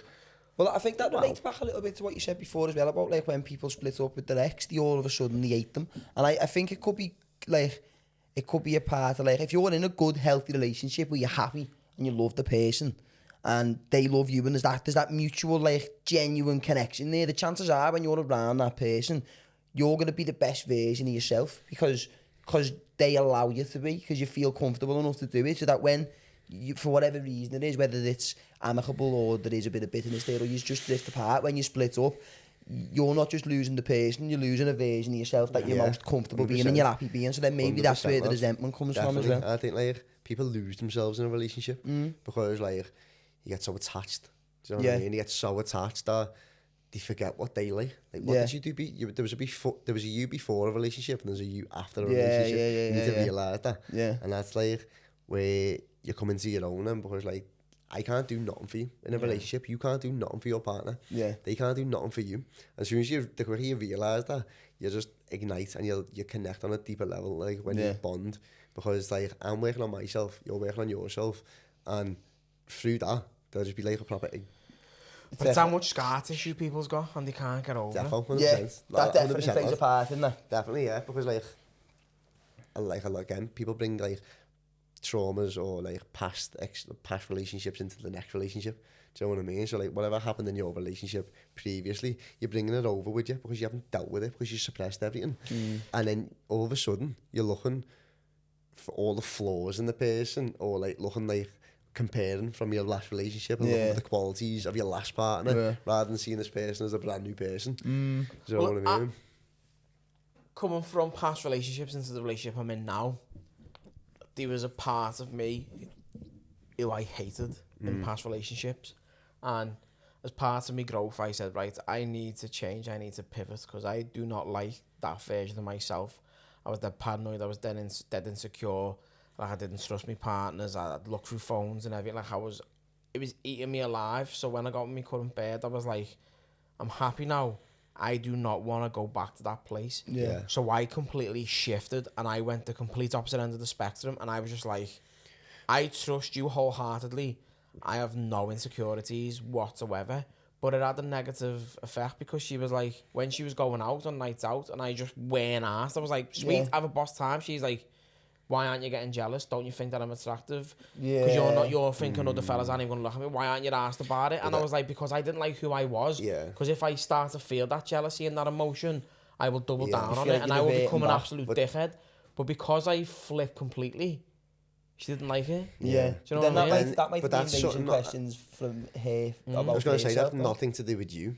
That's Yeah. something that is in there. Yeah. You know what I mean? Yeah. Maybe that like could be like a little Just sparked it out of her. it could be like a little bit of an insecurity in here, or like a little like shining like a light on her darkness kind of thing. Do you know what I mean? That could be something like, oh fucking hell, didn't see it like that. But yeah, it's just fucking the whole relationship thing. It's just like, again, it's a proper taboo subject. It's like relationships like. It's unique, there's no right or wrong. They're a non-negotiable. Everybody gets in relationships. Yeah, Like 99% of the population get into relationships, and no one has a fucking clue. It's the most underdeveloped area of life. Because I no reckon one when you go for a learns about first them. date, you need to provide Like- CVs with each other. Like, what are you about, kid? Which? A CV on your first date. And you're like, this would be past to be history. Yeah. I'll read yours and Yeah. You wrote that on ChatGPT, you know about? I thought you said TVs. I'm like, before pornos. So yeah, we're footies on actually. We're not going for a scran. I'm just not missing the match. Oh shit, there it is. Yeah, TVs. Oh yeah. Any What the hell? references? Maybe Bell your ex there, like. Let me see your CV.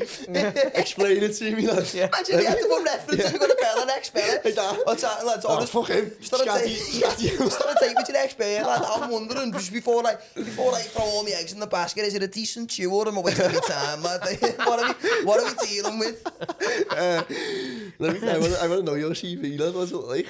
That's a good fucking idea. Yeah. My CV? Yeah, I don't know. My relationship CV? I just want to know what your Or is CV it would look real like. CV? Nah, your Me career one or my relationship relationship one, CV? lad. Yeah, let's get fucking intimate, lad. It's deep, this. I know, it's... Fucking... I was in 2 long-term relationships from like the age of 14 to 21, right? I was in just in 7 years? Yeah, in 7 years I was in 2 relationships. And I didn't like who it was, who become. It was just a lot of emotional damage from it as well. Like the second one as well. Like I put a lot of trust in the person, and a male friend of hers, it turned out that they were fucking getting with each other and all that, so that damaged me and I hated who it was. And then I had a period where I was single and just fucking rebounding and all that. So was that your first bird? No, my second one. Oh, that was your second one? Yeah, my second one fucking like damaged me and that. Battered them. Yeah, battered me, filled me in. And then I went on a rebound stage and I was just fucking meeting birds and all that. And then I met my current bird, but I hadn't fully recovered or developed by the time I met my new bird, my current bird now. But she had a child when I met her, so she was different. She was more mature. Yeah. It wasn't like all the fucking other birds I was trying to chase and all that, so it was different. And I was like, this is what I need. This is the avenue I need to go in. But I hadn't fully settled down or grown. So I still had a lot of fucking bad points to me. And then she fucking got the blunt end of it quite early on. So I probably give her a lot of fucking How old was you when, 21. the second one and your bird now? When I split up my second bird, and the one I went second, now, yeah. it was 9 to 10 months. That was Yeah, it. yeah. So I was How like, old was you when you got with 22. the second bird now? How old are you now? How old was you 33. when you got with your bird? In the bird now? where I went now, I was 21.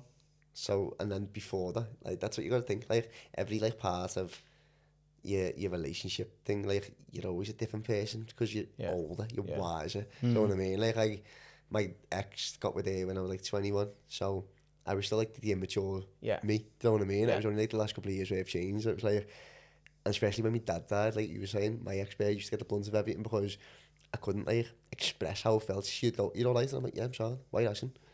And then that used to make me feel so bad, like, but I just couldn't say, "Nah, I'm fucking suffering." Yeah. So I'd get angry and then just lose me shit because I couldn't like tell you how I feel. But if I just blow me load like a kettle, like if you fucking boil water and you fucking leave your the finger on the little. Eventually, it's gonna go. What's that called? The little button, the little switch. What is that called? On the What is that called? Flick the switch. It's a switch. Lever. What is it though? Yeah. Is What it is a it called? switch? A lever.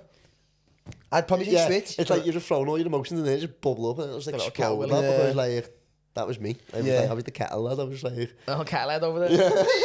But in the kitchen, just fuming. I really struggle. you got it in for kettles. I'm on the kettles though. I really struggle to take my own advice though.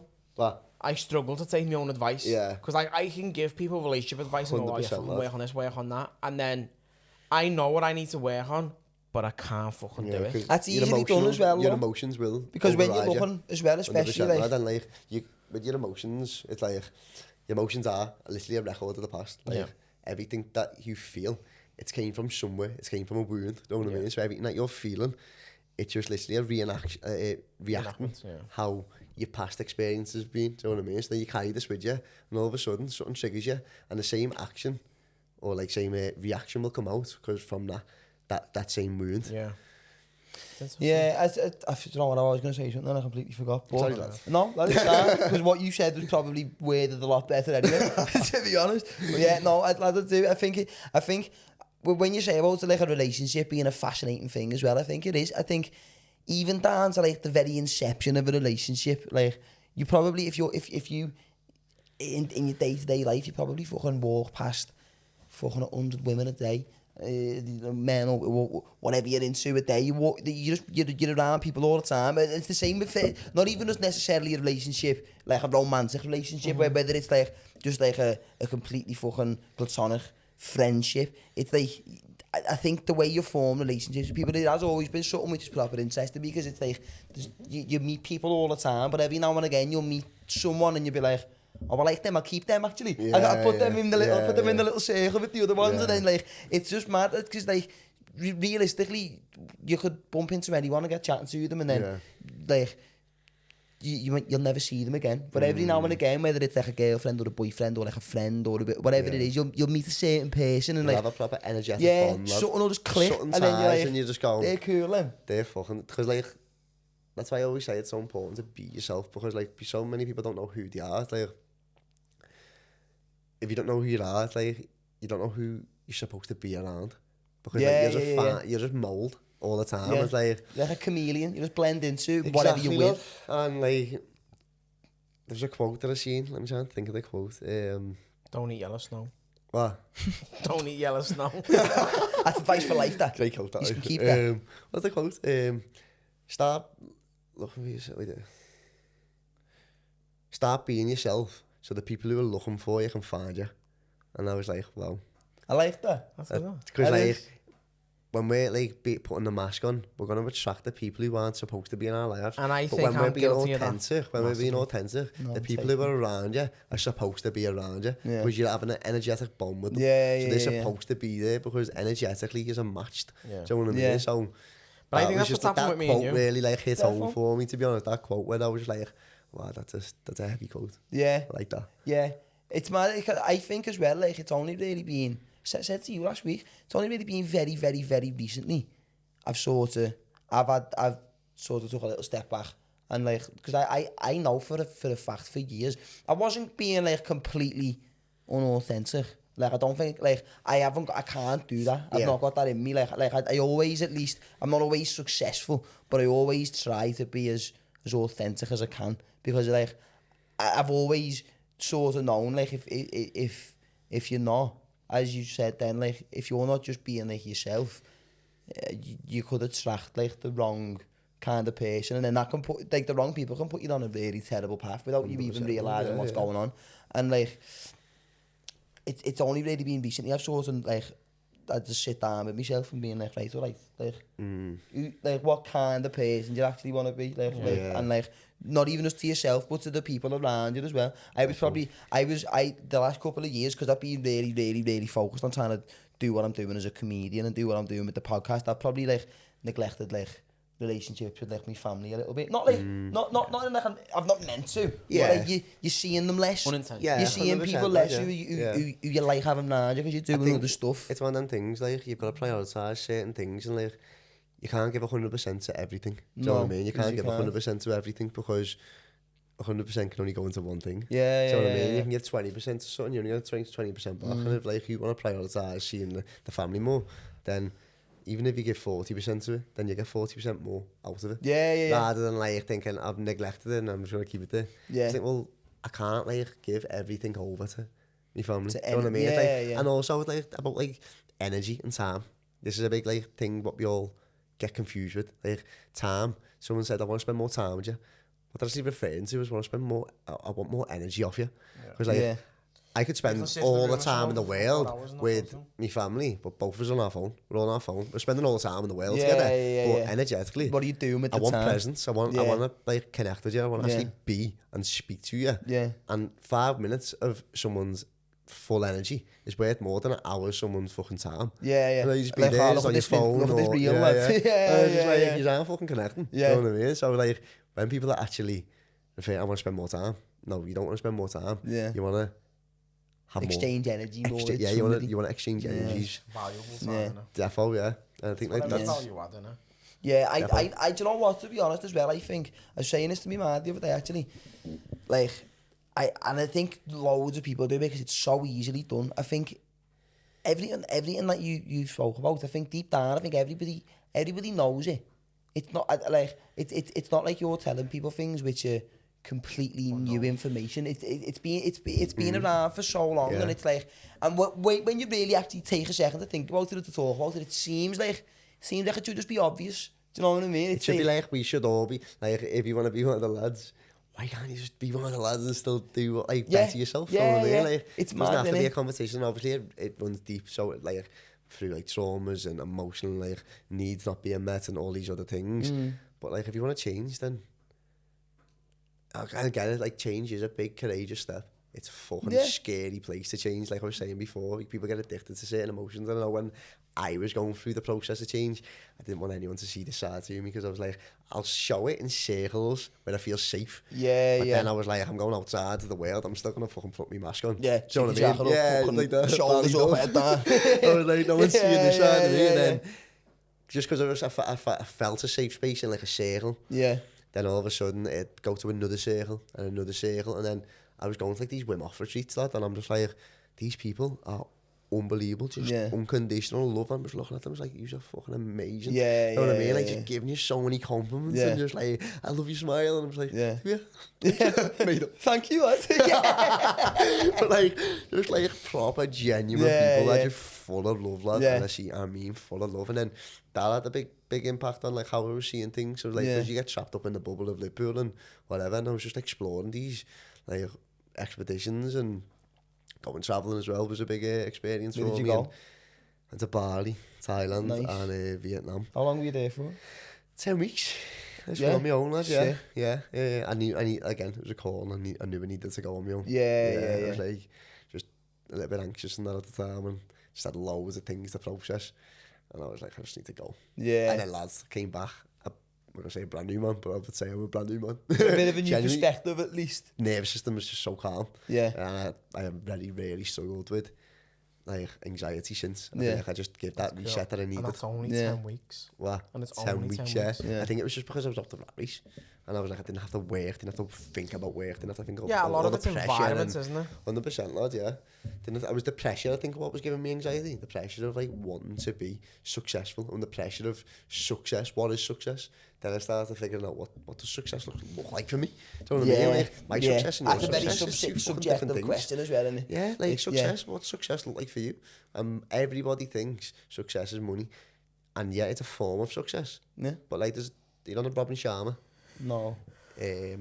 Got loads of posh books, and he like identifies 8 forms of wealth, and when I read that book, it was like the first one is growth and like learning and growing, and I was like, that's what lights me up the most. Yeah. If I'm not learning, I'm not growing. As Tony Robbins says, if you're not growing, you're shrinking. You know what I mean? Like, because you've still got a mindset. If you're not growing, you've got a mindset for when you're 16 and you're fucking 35. Do you know what I mean? You're still an emotional fucking. You're still stuck in that emotional fucking. I think some people just blink as well, and years have gone by, and you're like, what the fuck? And do you think You're that's why? otherwise, Do you think you're- that's you're why more- people today struggle more because of the pressures of society and the power of social media and stuff, where they ram Social this media. idea of success down people's throats, and that's why so many people try and live up to something that 100%, isn't lad, there yeah. true. Defo, and I've been caught up in it. Like, thinking like, what does successful? And I'm comparing myself to people who aren't even on the same fucking journey as me. Yeah. You know what I mean? I'm Yeah, like, why are they yeah, successful? yeah. Why are they all that? Yeah. Like, I'm like, and I understand it now. Like, obviously, that's something you value. Like, That's you will enlightening be- when you get you'll that be successful, switch. definitely, because like, accept. It's a bit of a weight, innit? Yeah, Lifted. and like, a lot of us compare to other people, not knowing they're successful in that area because that's what they value. Yeah. Do you know what I mean? You will be successful in areas that you value. Yeah. And when you actually realise what you value, this is why it's important to understand your values, figure Yeah. them out. Where do you spend your money? Where do you spend your time? Yeah. What are you most disciplined in? What do you Absolutely. talk about most in your head? Yeah. What are the conversations you have in your Yeah. head? What do you want to speak to people about? They're your values. Do you know what I mean? Yeah. So when you actually write them down, like my values are like community. Like, and this is a big part of why I don't miss boxing as much as I thought I would have, because I've still got the community. Just I've in always had something else. community. As Yeah. soon as I left boxing, I still had communities, Yeah. and that's a big part of what I loved in boxing. You're Yeah. just with the lads, you're boxing, you're fighting, you're training, and you're at, although it's a lonely sport, it's like a very Yeah, when you're in the gym, it's different, isn't it? yeah, It's a you're just different having like a environment. laugh and whatever. Obviously doing your serious stuff, Yeah. like, but and then like you go for a coffee with the lads again. So Yeah. you've got the community Yeah, vibe yeah, still, yeah, you know what I mean? And yeah. then obviously now I've still got like, especially in Apex, it's another boss of community. So Yeah. I've still got the community. Yeah. Do you know what I mean? And like the actual freedom, I've still got the freedom. Yeah, you've But got then the all community and you're not that- getting punched in the head yeah, anymore 'cause- either. exactly. Probably. Yeah, sweet. Yeah. And I actually writ down. I say, I don't know. I told you or my other mate. I writ down me perfect week. What was my perfect working week? Yeah, look you like? said the other day, yeah. What does it look like? And I was writing it, and I was like, yeah, and I was like, I'm already living. Like financially, it's nowhere near where I want it to be. Yeah. But I was like, I'm already living me perfect. I've got time to go for a coffee in the morning. I can go for a coffee with the lads as of when. Not so Yeah. much as of when, but like I can schedule in Yeah, something in the yeah, day. yeah. I can train whether that's 6 p.m. or 6 a.m. I can train either time. I can just like nip out. I've got time to learn. Like I was saying Yeah. before, that's a big value of mine is like education. So I've got time to learn. I've got like fucking sound. And then, you know, when you actually stop and think, like all the things that I thought I wanted, all Yeah. these big things, they're actually not the things that I actually want. Yeah. Of course, I want them, but they're not the things that I'm craving. Yeah, Everything I'm yeah, craving, yeah, I've already yeah, got. yeah. So I actually stop and thinking, I've already got everything. Yeah, Got everything yeah. I need. You know what I Yeah. mean? So that's where it was. That was a nice little light bulb moment. You've already got the foundation, Again, yeah. this is a little quote that I love to say. It's the most beautiful moment in our life is when we're expressing joy, not seeking it. And that's exactly what I was thinking when I was thinking about all these big things, like I want a new car, or I want a new this, and I want to do that. That's seeking joy. Yeah. Expressing joy is just being with the lads, the community. Yeah. This. Yeah. Fucking, do you know what I Course, mean? innit? Just like having a laugh and Yeah. doing what you need to do. That's expressing your joy, not seeking it. Because you seek it, Yeah. that's where the anticlimax comes in. You've got your new range here and you go, What now? shit this. Yeah. Do you know what I think? Do you know what I mean? What I think's a big Expressing catalyst it is in where that? you're like, wow, this is fucking life good, man. Yeah, Isn't it? yeah. And do you know what I think a big catalyst in that is as well? And I know it's not new, and I know it's been said 1,000 times by 1,000 different people, but it's like I think the fact that obviously nowadays with things like social media, you've got a direct insight into people's life. So you're seeing people got like you could see like everyone this time of year's on holiday, or like you see a few people going out and getting a new car, and it might be a car that you want, or people are getting a house and you think, I'd love a house like that. But then it's like, I think a lot of people spend too much time nowadays looking into other people's lives, thinking that that's what they're actually doing. But then you're not actually looking into their lives. You're looking into the part of their life that they want to show you. Glimpses, yeah. And because it's the highlights. So you just look, you're looking at a highlight reel or you go on someone's Instagram and you can see the last 2 years of their life in 10 minutes worth of scrolling. Exactly, yeah. So, and all you're seeing is the best bits of the last 2 years. But then if you think, okay, It's well, just here was that snapshots, picture where he was on holiday here, and then there's a picture where he's on holiday there, but he's probably went through a mountain of shit between them fucking two pictures. Exactly. Like, I use that example on my Instagram. Like, if you went to look at my Instagram in 2023, you would think he's living the life. Yeah. Went travelling, went off twice. I done everything, lad. I was like, I went to Portugal, Spain, Bali, Thailand. I went like on 8 holidays. Yeah. I'm thinking he's fucking living him. And lad, it was one of the hardest years of my life. Yeah.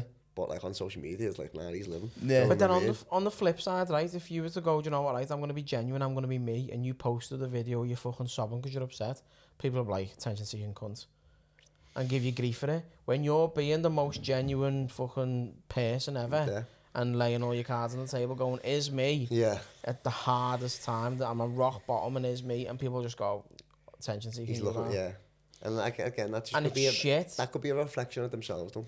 And it is, though. It's not you. It's reflective of yeah. and it's reflective of society. Yeah. And it's terrible. I think like hate the it. people who are a little bit more in tune with themselves will show like some sort of empathy towards that, because like people who know me, I fucking don't look for any empathy. Do you know what I mean? People who actually know who I am, I think he doesn't look for sympathy. I've always done things the hard way. You know that I'm fucking have always got down to the hard way. I've always been like very driven, and like I think like, again, the people who would be judging me would be the people who don't know me, or the people who are insecure, or they might look at you and think, well, like, chill a minute. Yeah. But I think like, the people who know me would think like, but again, that's like a big step to do that, because like I wouldn't even be in a space to do that where I'm like, I'm just going to show the world that I'm down with them. Yeah. Because I think there's a lot of like thingy and like privacy as well.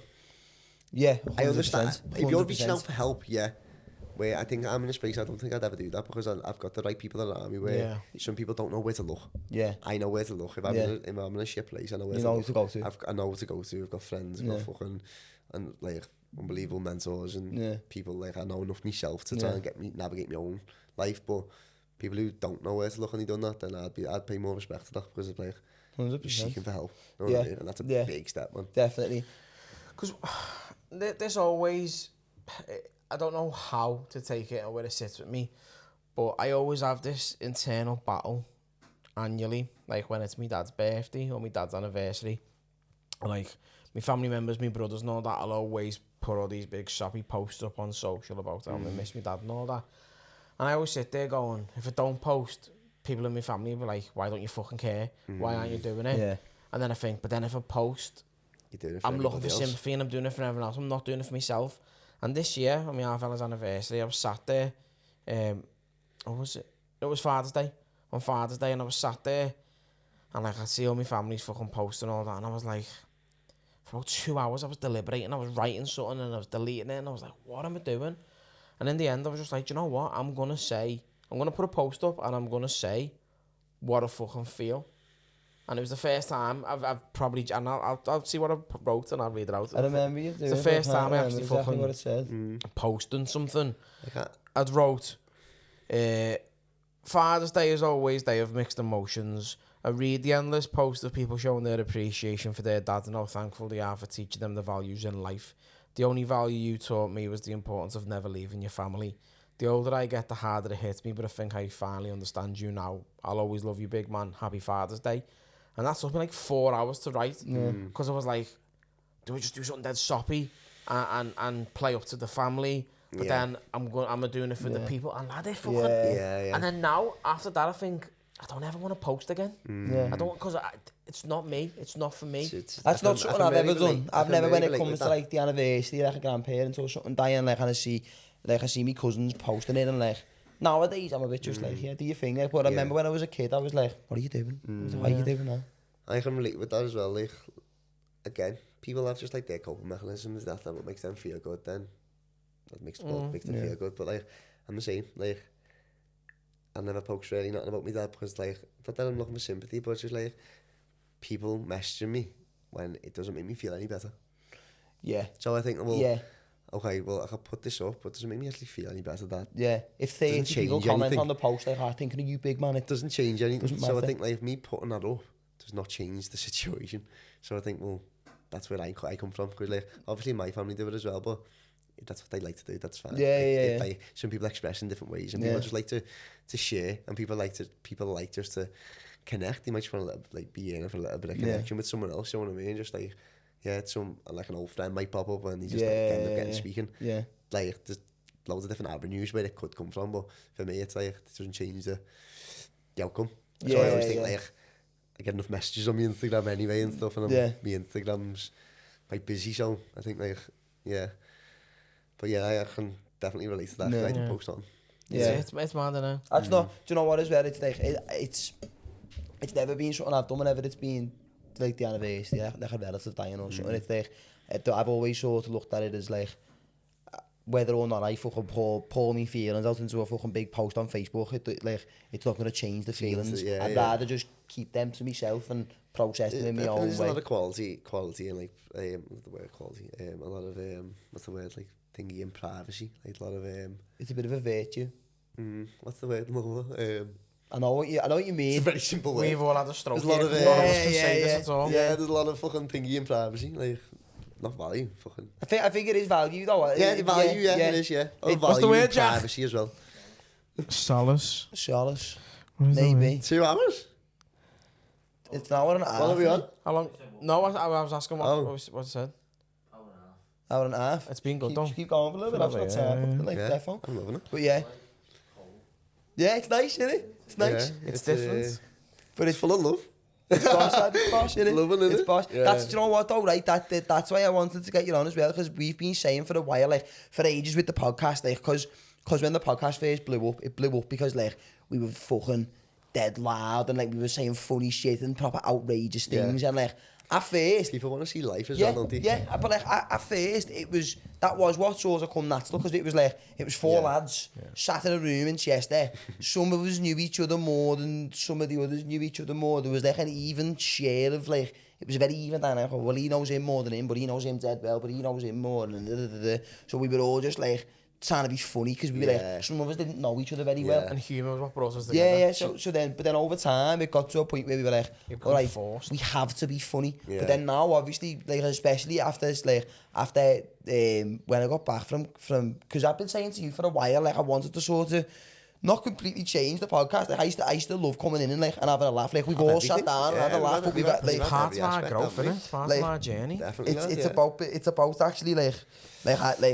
because especially having then seen what you've done, we've been saying we wanted to actually get people in the studio where we could sit down and have a conversation with, not just someone who we were like. We still had to laugh, haven't we? We still had to laugh, but we haven't like. Been proper little wisdom heads. By heads,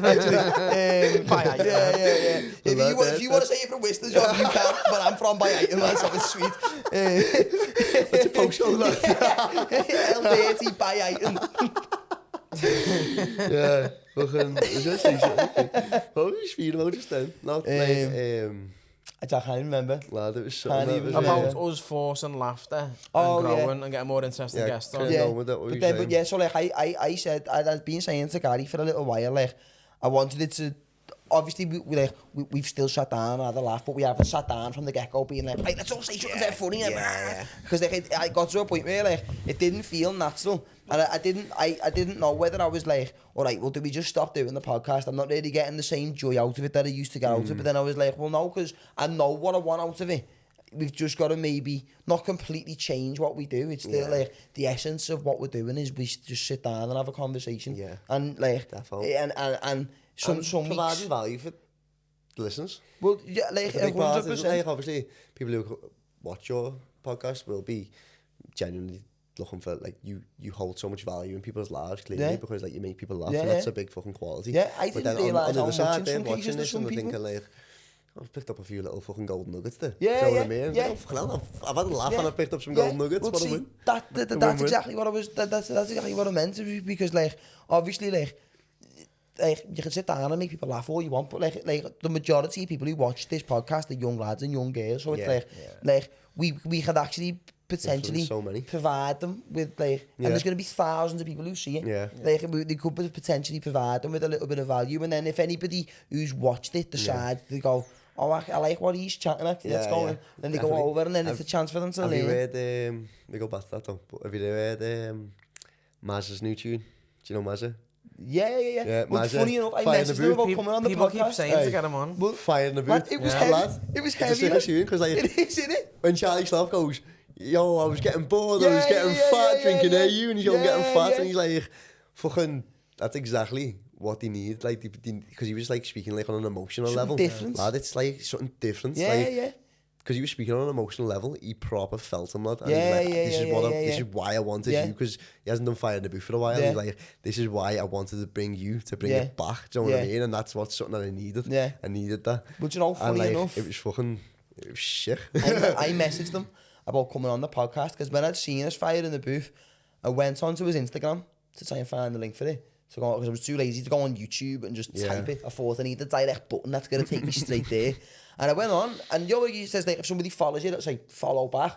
And it said, follow back, and I thought, fuck off. Yeah. So I followed them followed them off the podcast Instagram. And I messaged him, and I was like, lads, you know what, we'd fucking love to get you on. And then he messaged me back today, and he was like, he's not really doing anything like that at the minute. He said, but when he was in jail, he used to watch the podcast all the time. So he said, he's not doing it right now, but he defo will come on. That'd be something different for even us, do you know what I mean? It'd be fucking... Again, like, lad, you're seeing like proper like stories there, do you know what I mean? Like storytellers, lads. You know what you want? People like... People engaged in it. That's what I want to get more to. You want storytellers. It's real shit, lads, you know what I mean? And it's like, whether it's someone who comes on and like tells you like their story, or it's more like what we've done here, we just sit and chat and shit, having a laugh. We've actually had a good... I've loved tonight, but I've had to pinch myself a few times because I forgot that I'm on a podcast, because I love talking, and I always watch for like silences, like, I've been quiet too long, and I always have to jump in with something quite humorous. And tonight I've been sat here, side on, just fully engrossed, and then I've gone, oh shit, I'm on camera, and I've just have to drop a line because I think I've totally forgot it, and I'm in zoned in this conversation. It's nice to just take it in, like, it's boss. Because I think as well, I think with what we're doing, and to be fair as well, especially with what you're doing as well, if you get 20 people into a class and they're sitting there and they're doing breath work, and like they're probably exploring their own mind, and in some cases it may be to a depth or in a way that they might never have done before. If you get people in a room, whether it's doing what you do or it's doing what we do, and they can express themselves in whatever way they want. Like you can that's genuinely like you can create magic with that. And 100%. if people are either in your classes and they're there and they're seeing it, or they're watching this, if it can provide them with any value, honestly, like, do it. When I'm doing my breathwork, by round one, obviously the energy, I don't want to say stagnant, but it's very like mutual. It's very normal. Do you know what I mean? Level. Round one comes, I can feel, I don't know well I am, I'm just a normal person, but in tune with that energy. I feel it, lad, and like one thing in this universe that doesn't lie is energy. Like you can pick up on someone's energy instantly, whether they're in a bad mood, whether it's the energy, it's the bond that just like goes boom, like a magnet, just like either attracts or just goes the opposite way. And when I'm doing breathwork, lad, the energy that I feel, it's just like wow. And in my last course, like I do 5-week courses, so obviously we just like the Wim Hof method is the 3 pillars are breath, cold and mindset. I'll touch on each of them, and another like pillar that he doesn't really say but it's part of the method kind of thing is nature. So the last week we're in nature, and then week 1 just an introduction. I'll go back to that in a bit. But on the 4th week, so each week I'll build them up. So if I don't want to just like, there's like holotropic breathworks and like different depths to breathwork. So week 1, whether you've done breathwork or not, we just do like 4 rounds where it's like just like an introduction to it, because like it can just blow someone's head off. Do you know what I mean? So then they get familiar with all these new sensations and go, oh, be like giving someone mushies for the first time. You go, 7 grams. I've done that before to one of my mates. It's funny, isn't it? It's funny, though, isn't it? Anyway, sorry, man. So week 1 it's like 4 rounds, because again they're all brand new sensations. They're exploring depths of themselves, they're pulling back layers, and they're like, whoa, like this. So then that could just give them a bad experience and go, I don't ever want to go back to them. That breathwork, it was fucking, it was too intense for me. So week 2, go a little bit deeper. Week 3, go a little bit deeper. And then week 4, I done like a proper holotropic breathwork. There was like a lot of Wim Hof breathing and a lot of power breathing. I built them up to that stage. And I had a proper nice comment off one of the girls who was on it, Alison. And she said, like, I was watching you. So when everyone came round, we have a little share and stuff. And she said, she's like dead finally in tune with herself as well. And she said I was looking at you and you had like a red aura around you. And I'm going, what the fuck does that mean? I was like, devil or something? Yeah.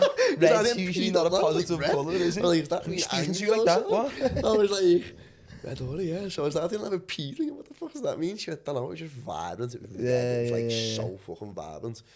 Like, an actual, like, thing, like, shaping your body. And I'm like, okay, sad. Thank you. I don't know, but thank you. So I Google chat GPT it. What does it mean when someone's got like a red aura around them? And I just said like someone who's serving the passion and someone who's like passionate about the work and someone who's like grateful for doing what they're doing. And I was like, that couldn't have been more me. All I kept saying at the end of that breath work was that the energy had been like the frequency had been like so fucking catapulted. Like so it was so high. I just kept going. I ended up crying. Actually, I was like, I had just being that grateful. I was like, I'm fucking just that grateful. I'm doing the job I'm doing. I was like, oh no, I can't even express to you how fucking I feel. Like, I'm just so happy I'm doing this, and I'm fucking grateful that I can share this with you and get it as a job. I get paid for this. I do this for. I was saying I'll do this for nothing. I do plenty of things for nothing, but I'm like, I'm just fortunate that I get paid for it. You know what I mean? I was like. I was just like, I was just crying. I was like, oh, this is fucking... It is nice sometimes, and it's a sit back and just like look at what you're actually doing, and like that was probably sometimes 4 or 5 years ago. Like, I again, like, going back to my past, I had social anxiety at one point because, again, social anxiety comes down to the mask that you're wearing. Like, I didn't know who I was, so I put that mask on for someone, and then I go and speak to someone, and like, how are they acting today? So I'd start figuring out how they're acting and I'd try and match it. Do you know what I mean? If one of the boys start speaking like a skull, and I'd be like, that's not me, that. Do you know what I mean? It's like when my ma goes to Ireland in the summer, back to Ireland for 2 weeks, comes back to us, she does not be bad. Do you know what? When I was in Bali, comes back over the rainbow, and like, what the fuck are you doing? When I was in Bali, like, I done a little video, just like saying, I don't even know what I was saying, to be honest, but I went, hello, like, I don't know if I can't remember that. Did you just do an Indian accent? Yeah. Whatever, how does Bali speak like? Yo, oh wait there. How do they speak? Oh, that was it? No. How does a Spanish person say hello? Hola. No, but how would he say it, pronounce it? Like, what's the... what's the accent? Accent? Yeah, you're trying to do a Bali accent. Yeah. No, so this one I was saying... Hello. Yo, brother. No, not that. I hope to God you never go on holiday to Pakistan, you know. That's going to be a tameless Instagram story when you come home. I'm going to have to send you the video so you can put it on the thingy. Yeah, Jack, do us a favour, Jack, insert it now. And now we're back. Yeah, so you should share that. And I'm going to send you that video because like... Oh yeah, your ma going to Ireland and then she comes back speaking Irish. It was like when I'm over there or when you're in Bali, you start speaking like the locals. Could you sound like, because you know, doesn't understand you. Yeah. It's like Joey Bart when he managed in France. You better play for Marseille for a month and a half, and then he's in a press conference going, I think it was a very... Comes down like Arsene Wenger, he's like, I think it was a very hard season on the Reds. Brother starts chatting madness. You know, put like their accents on. What's so funny, like, our kid will fucking kill me for saying this, right? But it was one of the... Fuck you, Jack! Honestly, it was one of the funniest things I've ever caught him doing. And he was just like, oh no, I was just... He plays this game on his computer called Rainbow Six, right? And it's like... Do you remember, like on COD back in the day, you play Search and Destroy? Yeah. The whole Rainbow Six game online is Search and Destroy, but it's so complex and it's dead tactical. It's not like a game of COD where you're running and you just go... It's like people are setting like traps up, the barricading doorways, that you can stick cameras to the walls to watch you if you go look at. Like, it's sick. The game's dead detail. It's so in depth. But loads of the kids who played are Russian, right? So... Little fucking jacket weer Putin, you know?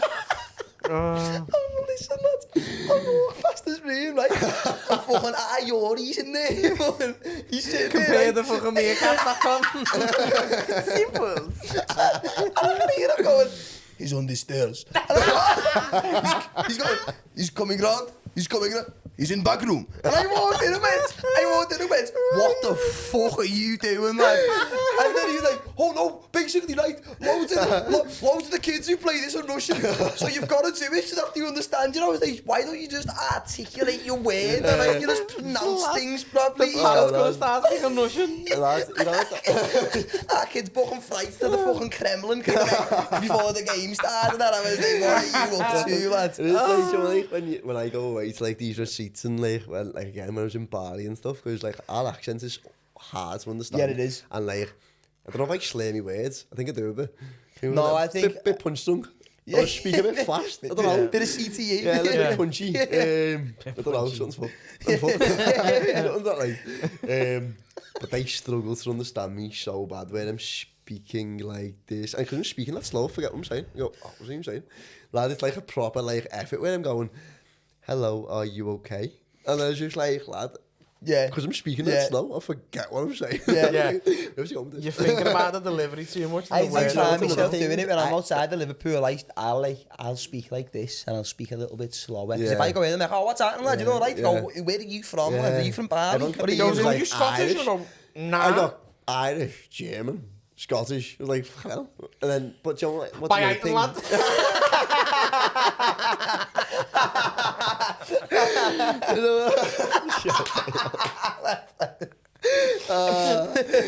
One no.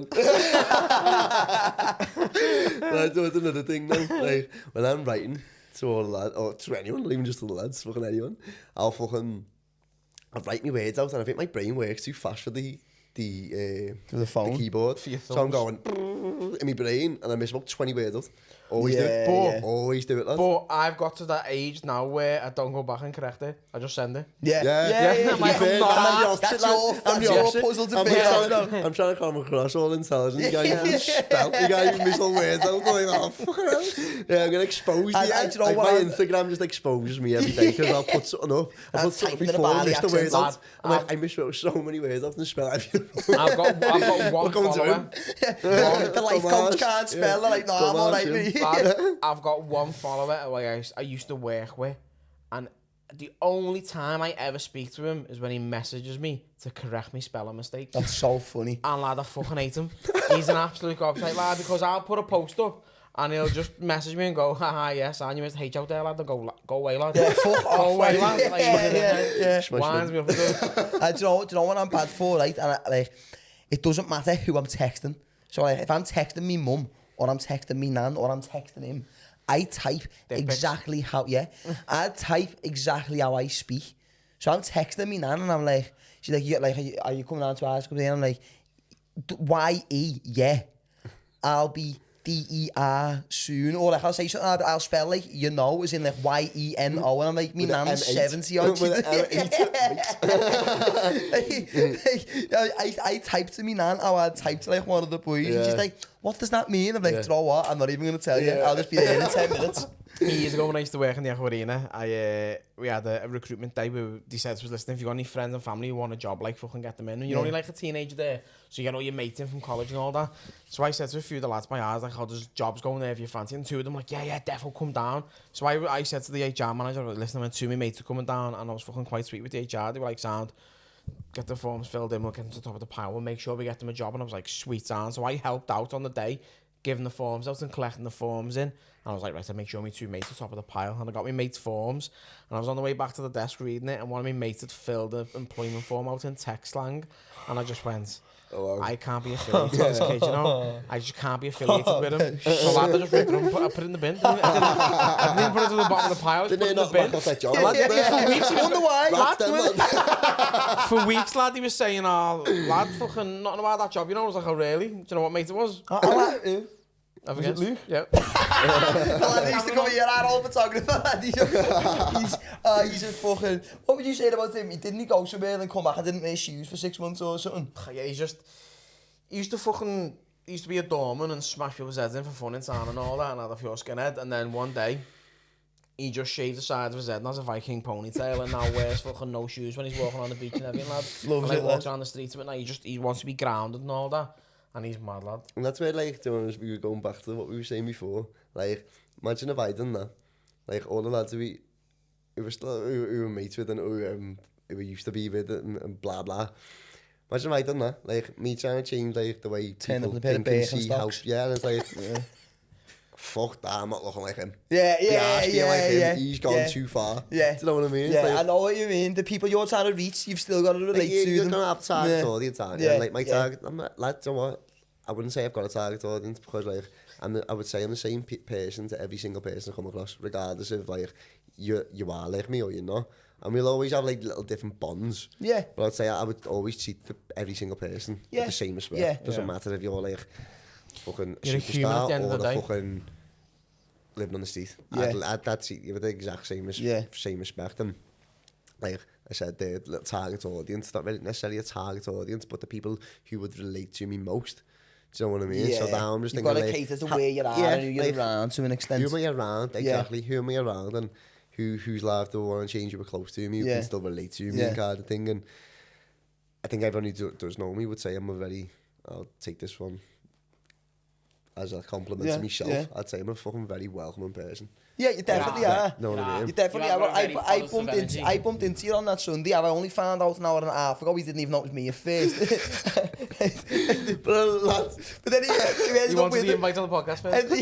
ended up with you all night. Ended up just fucking bouncing around glass all night. And it was exactly. fucking, it was We a had a- funny we had a evening. ball, didn't we, lad? It was That was rather a funny evening, like to say, Because at the like, very it least. was only when we were in, like, walking to Shangri-La, and I went, penny dropped. And I was like, lad, why didn't you just say? Because I thought you knew that. No, Why you never said I don't know that? why. Playing it I don't know if it's because you're mushied and all that. Like, obviously, like, your brain Definitely a is part of it. fried Yeah, anyway. because you You're went, just like, I haven't seen you for 20 years. I went, I only moved in there 20 years ago. What are you on about? That's right, you just like, Yeah, I'd have been 6. being a bit dramatic there. Like. You might be good at breathing, but you're not good at counting. Like, you know? Them mushies you got to your head, man. I haven't seen you by item for 20 years. What the fuck, lad? Where have you been? I already know.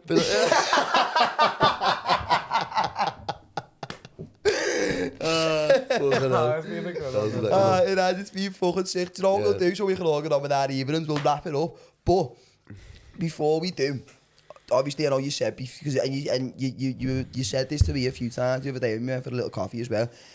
Obviously, you were speaking about you've got your goals, where you want to get to, and whether it's a personal or a professional or whatever it is. But you said, like, obviously the journey you're getting there is the fun of it, really. Obviously, you've got somewhere you want to be, but as you said, like, sometimes you get what you want, and then you look and then you go, I want now. Like, if you could put not a time frame on it, but whether it be like, what do you consider in your head? Like, because obviously, I know obviously the journey is the biggest part of it, but I think everybody, whether they mean to or not, subconsciously, you have got a thing in your head of Destination. when I get to there, that's where I'm fully want to be. What is it for you? Because you've taken a very different approach to your life over like the span of a few years, which has probably changed a lot of your goals and a lot of where you might see yourself, whether it be in a few years or a decade or whatever. Like, what is it for you that you really genuinely consider like Success.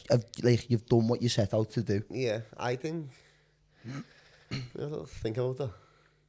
I'm going to give you a rushed answer. That's fair. I appreciate that as well, because it would have been easy to just say something there. Before you said I don't want to give you a Russian answer. Like, Yes, you may. I like it. Just a barley one will do, please. This is my sister. Number 2 prostitute and all the firefighting. we fucking lived out on that one. I don't know, we rode that one to the sea, haven't we? Where would I? So, lads, I fucking forgot the question. Where would I, like, so you go say it's like... What's your end goal? Because you said you referred to it as like a mission. Yeah, okay. So at what point do you go, mission complete? Do you know what? Like you said before, like, the destination is the journey. There is, like... I'm out of breath, put my shoes on, by the way. Kind of... Getting off, lad. I'm not really bored of you. Like, born you. No, I can smell my own feet. I just put my shoes on. Like twice, I can smell them, and I was like, nah, them shoes are going on. You just didn't say nothing. Nice one.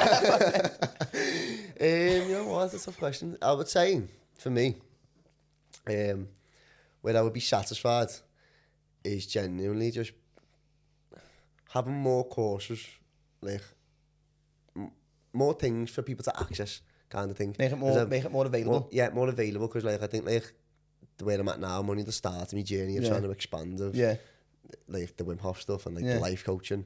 I would just like to reach as many people as I could. Yeah. And like just, not from an egotistical standpoint, but like have an influence, have an influence in people's lives. And if people are open to it, what you're doing can help people. Yeah, and obviously a byproduct of that would me having, I don't know, whether it be like venturing out, like where I'm at now in Apex, and just dead happy in Apex, so it's like expanding with Tom. You know what I mean? Like me and Tom just taking over the world. It's good that you've got that relationship with him now, where that is a realistic goal for the two of you. Like, how did you come about meeting Tom? I've known Tom for years. I used to box. Did you forget who he was as well, or was that just me? Did you forget who he was as well, or was that just me? I'm over it. I'm not even asked that. Leave it, lads. I always knew who you was. No, I'm only fucking with you. Never seen someone slam the brakes on that. Yeah, I knew Tom through boxing. Obviously, he used to box. He's a little bit older, about 4 years older than me, Tom, yeah. So I sparred him, and just like, obviously boxing, everyone knows each other. So I'd always say hello to him and blah, blah. But then like, I actually went to him about 2 years ago, just doing kettlebells and just like learning kettlebells with him. And then we just proper formed a friendship from there. And then always like kept in contact. And then when I got home from Bali, he had Apex probably about 2-3 months before I went. And then he just approached me and was like, do you want to start working in Apex? Have your little base, and while I was coming back, I felt like I just needed I needed change. And like, that was like real alarming for me, because like that happened. And then I was like, okay, this is a new start, brand new start, new beginning. And then as soon as I got in there, Scano approached me and was like, listen boys, I've got a sick idea. Was that the retreat? Slovakia, he was like, we're going to go over to Slovakia, we're going to do a retreat, and we're just going to get like 20 of the lads, and we're just going to get some content and stuff, and next year we're going to put our own retreat on. We just launched it then. We just launched it, lads, and like, I can't tell you, that is that, are you a part of that, like, in terms of the foundation of it? Paul from Pack Mentality, Tom, Scano, and Matoush. It's all like retreat, but honestly, like that 5 days was special, lads. Like, I knew most of them. Like Robbie Davis came. Obviously, again, same circuit as Tom, and just always knew him just to say hello to him, blah blah. But then like, so Robbie's the fucking funny dude, and then he had loads of other people that I knew but didn't actually know, but knew of, and then there was some unfamiliar people, like Tony Bellew came. Tony Bellew came, lad. So obviously it was Bosch fucking meeting. Fucking staying in the same cabin as Bellew, lad. I was like, hell, how's this happened? Yeah, that's mad. But then Scalo actually kept asking me questions, like we'd be on the balcony in the morning, he'd say like, how have we ended up here, lad? It's just a proper deep question, like, just proper left it with me, and I'm like, what the fuck have we ended up here, lad? It had 7 o'clock in the morning, lads, I don't know. Still have a kid, bro. I was like, how have we ended up here? But that's just the question that just carries on evolving. It's a nice question to be able to ask sometimes, though. It's a luxury in itself. How have I ended up here? Do you know what I mean? And like I say, going back to the retreat, it was like, again, people who you knew very surface level.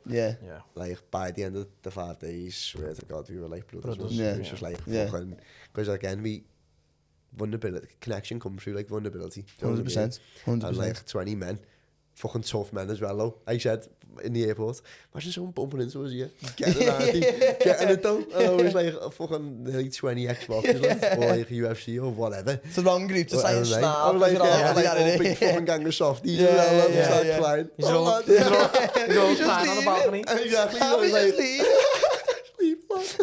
But I was like, imagine it. But like, I think like obviously having that, like proper brotherhood towards the end, lad, it was just like proper all just gelled. Like there was just like, that just goes to show how much like the importance of vulnerability for connection, to actually feel somebody and actually go, you know what, I fucking spent a fucking I shared an experience with you there, like, you know what I mean? That's It'll what we bring you all closer to did, people, lad. something like that as well, because 100%, especially going with the fellas you went with, as you said, all Xboxers, it's a group of fucking very, like, on a surface level, very Tough tough men. exterior. That'd be a very easy environment for people's egos to take over there. Yeah, And yeah. it would be, you see it all the I time, wanna the be groups of alpha, lads in yeah. town, as soon as they get a few There was pints no down alphas, them, lad. they're trying to see Yeah. who the boy is, and, Yeah. that'd be a very easy environment Yeah. for that to happen. But the fact that it didn't, and you were able to Yeah. actually really genuinely get out of it, what you went to get out of it, 100%, that's And, like, fucking brilliant, that. If you listen to like some of the testimonials that we put on like the Instagram and stuff, it's like people got more than what they ever thought they would. Because like Yeah. some people weren't like actually introduced to this kind of work. Yeah. People weren't doing the breath work. People weren't doing the cold water. Yeah. People weren't like doing like mountain walks. What we were doing, Yeah. we went skiing. We done like all Sick. sorts of bosh. Like Sick. we had fun as well. Yeah. It's like again, I was saying to Scan like, what was your biggest key takeaway? And he was like, just have fucking fun, lad. You Yeah. know what I mean? Just be Yeah. a kid again. And like that was like the only way I could describe the retreat was like being back in school. Yeah, It was just like letting everyone that was just energy out again. terrorising each other, but it was just with love. Colin Though. Mendy with the It weren't boys. like hostile. There was no hostile. there was It was just like difference. love, just Judo like boss, innit? and anything went. Yeah, And like yeah, with obviously we with all that, but then that side of just laughter and just being a kid, and that's like so important. But then we had like the 100%, depth lad. of things as well. Like we had shares and we had like fucking tears and Yeah. we had the physicality with like Yeah. the cold and the training in the morning. So we actually like explored every part of Yeah. like what it means to like truly be happy. I'd You be know very what I mean? interested on trying to get myself on one of them one day, you know. 100%, I'd be lad. very Hopefully you come back interested here, in lad. that. Hopefully, 100%. like- If there's anything we can do in terms of helping you just fucking get it out there a bit more and promote it as Yeah. well, I'd obviously let us know. We'll Yeah. sort that. Defo, like hopefully both of you are on it, lad. Oh, Hopefully. I fucking need it. Yeah, we should honestly, make like, that a little thing, you know. I'd like to go and do one of them, genuinely. honestly, lad, it's genuinely. fucking, we'd love to have you there. And do you know what, lad, lad, as well, honestly, I've been saying this the past few days, obviously, since I spoke to you about it. I'm really genuinely excited to start doing a bit of work with myself. Yeah. Not, obviously, like, even just like base level on the PT side, but I've always been interested in it, but I've never particularly had like a direct way into it, like an access to it. I'm really genuinely excited to get in and start working with you. I think it's going to be fucking, Looking I think it's forward going to be to very getting on beneficial, board, lad, lad. you know, honestly. Yeah. Listen, lad, as well, thank you for coming down tonight. Thank you, I boys. appreciate Pleasure. it. Before we Absolute sign off, let people know your Instagram, where they can find you, how they can get in touch with you, and we'll link it all beneath the video as well. So, what camera are we looking at? We'll do the middle one there. Yeah. We'll do the middle one. So, on Instagram, it's @mindbodycold. And I've got another Instagram account actually for the coaching side. Mind, breath, cold coaching. They're my two platforms That's a on Instagram. mouthful, that, isn't it? Had Had to think about that for the show. Yeah, they're the only platforms I've got. I've got no Sweet. YouTube channels. We'll put a link to them beneath the video if you want to go and have a little look, if you're interested in just learning a bit more about what he does and maybe even dipping your toe in the water. All Excuse the the information's pun. down there, I know, yeah. And you'll certainly be welcomed as well. That's the one thing you can guarantee, you'll certainly be fucking welcomed again, lad. Honestly, Jof, thank you for coming down. Thank you, lad. We'll do it again soon, lad. Thank you very much, brother. Thank you to everybody, as always, for watching as well. We appreciate it. As I say, you want to see more from us, everybody's Instagrams are going to be linked down below in the description. Be sure to go over and have a little look at what Jof does as well, because I genuinely believe he's doing very, very, very, very good work that could really help a lot of people. And it was a pleasure having you there, lad. So for all of us, we'll see you next week. We love you. Ta-ra. Bye.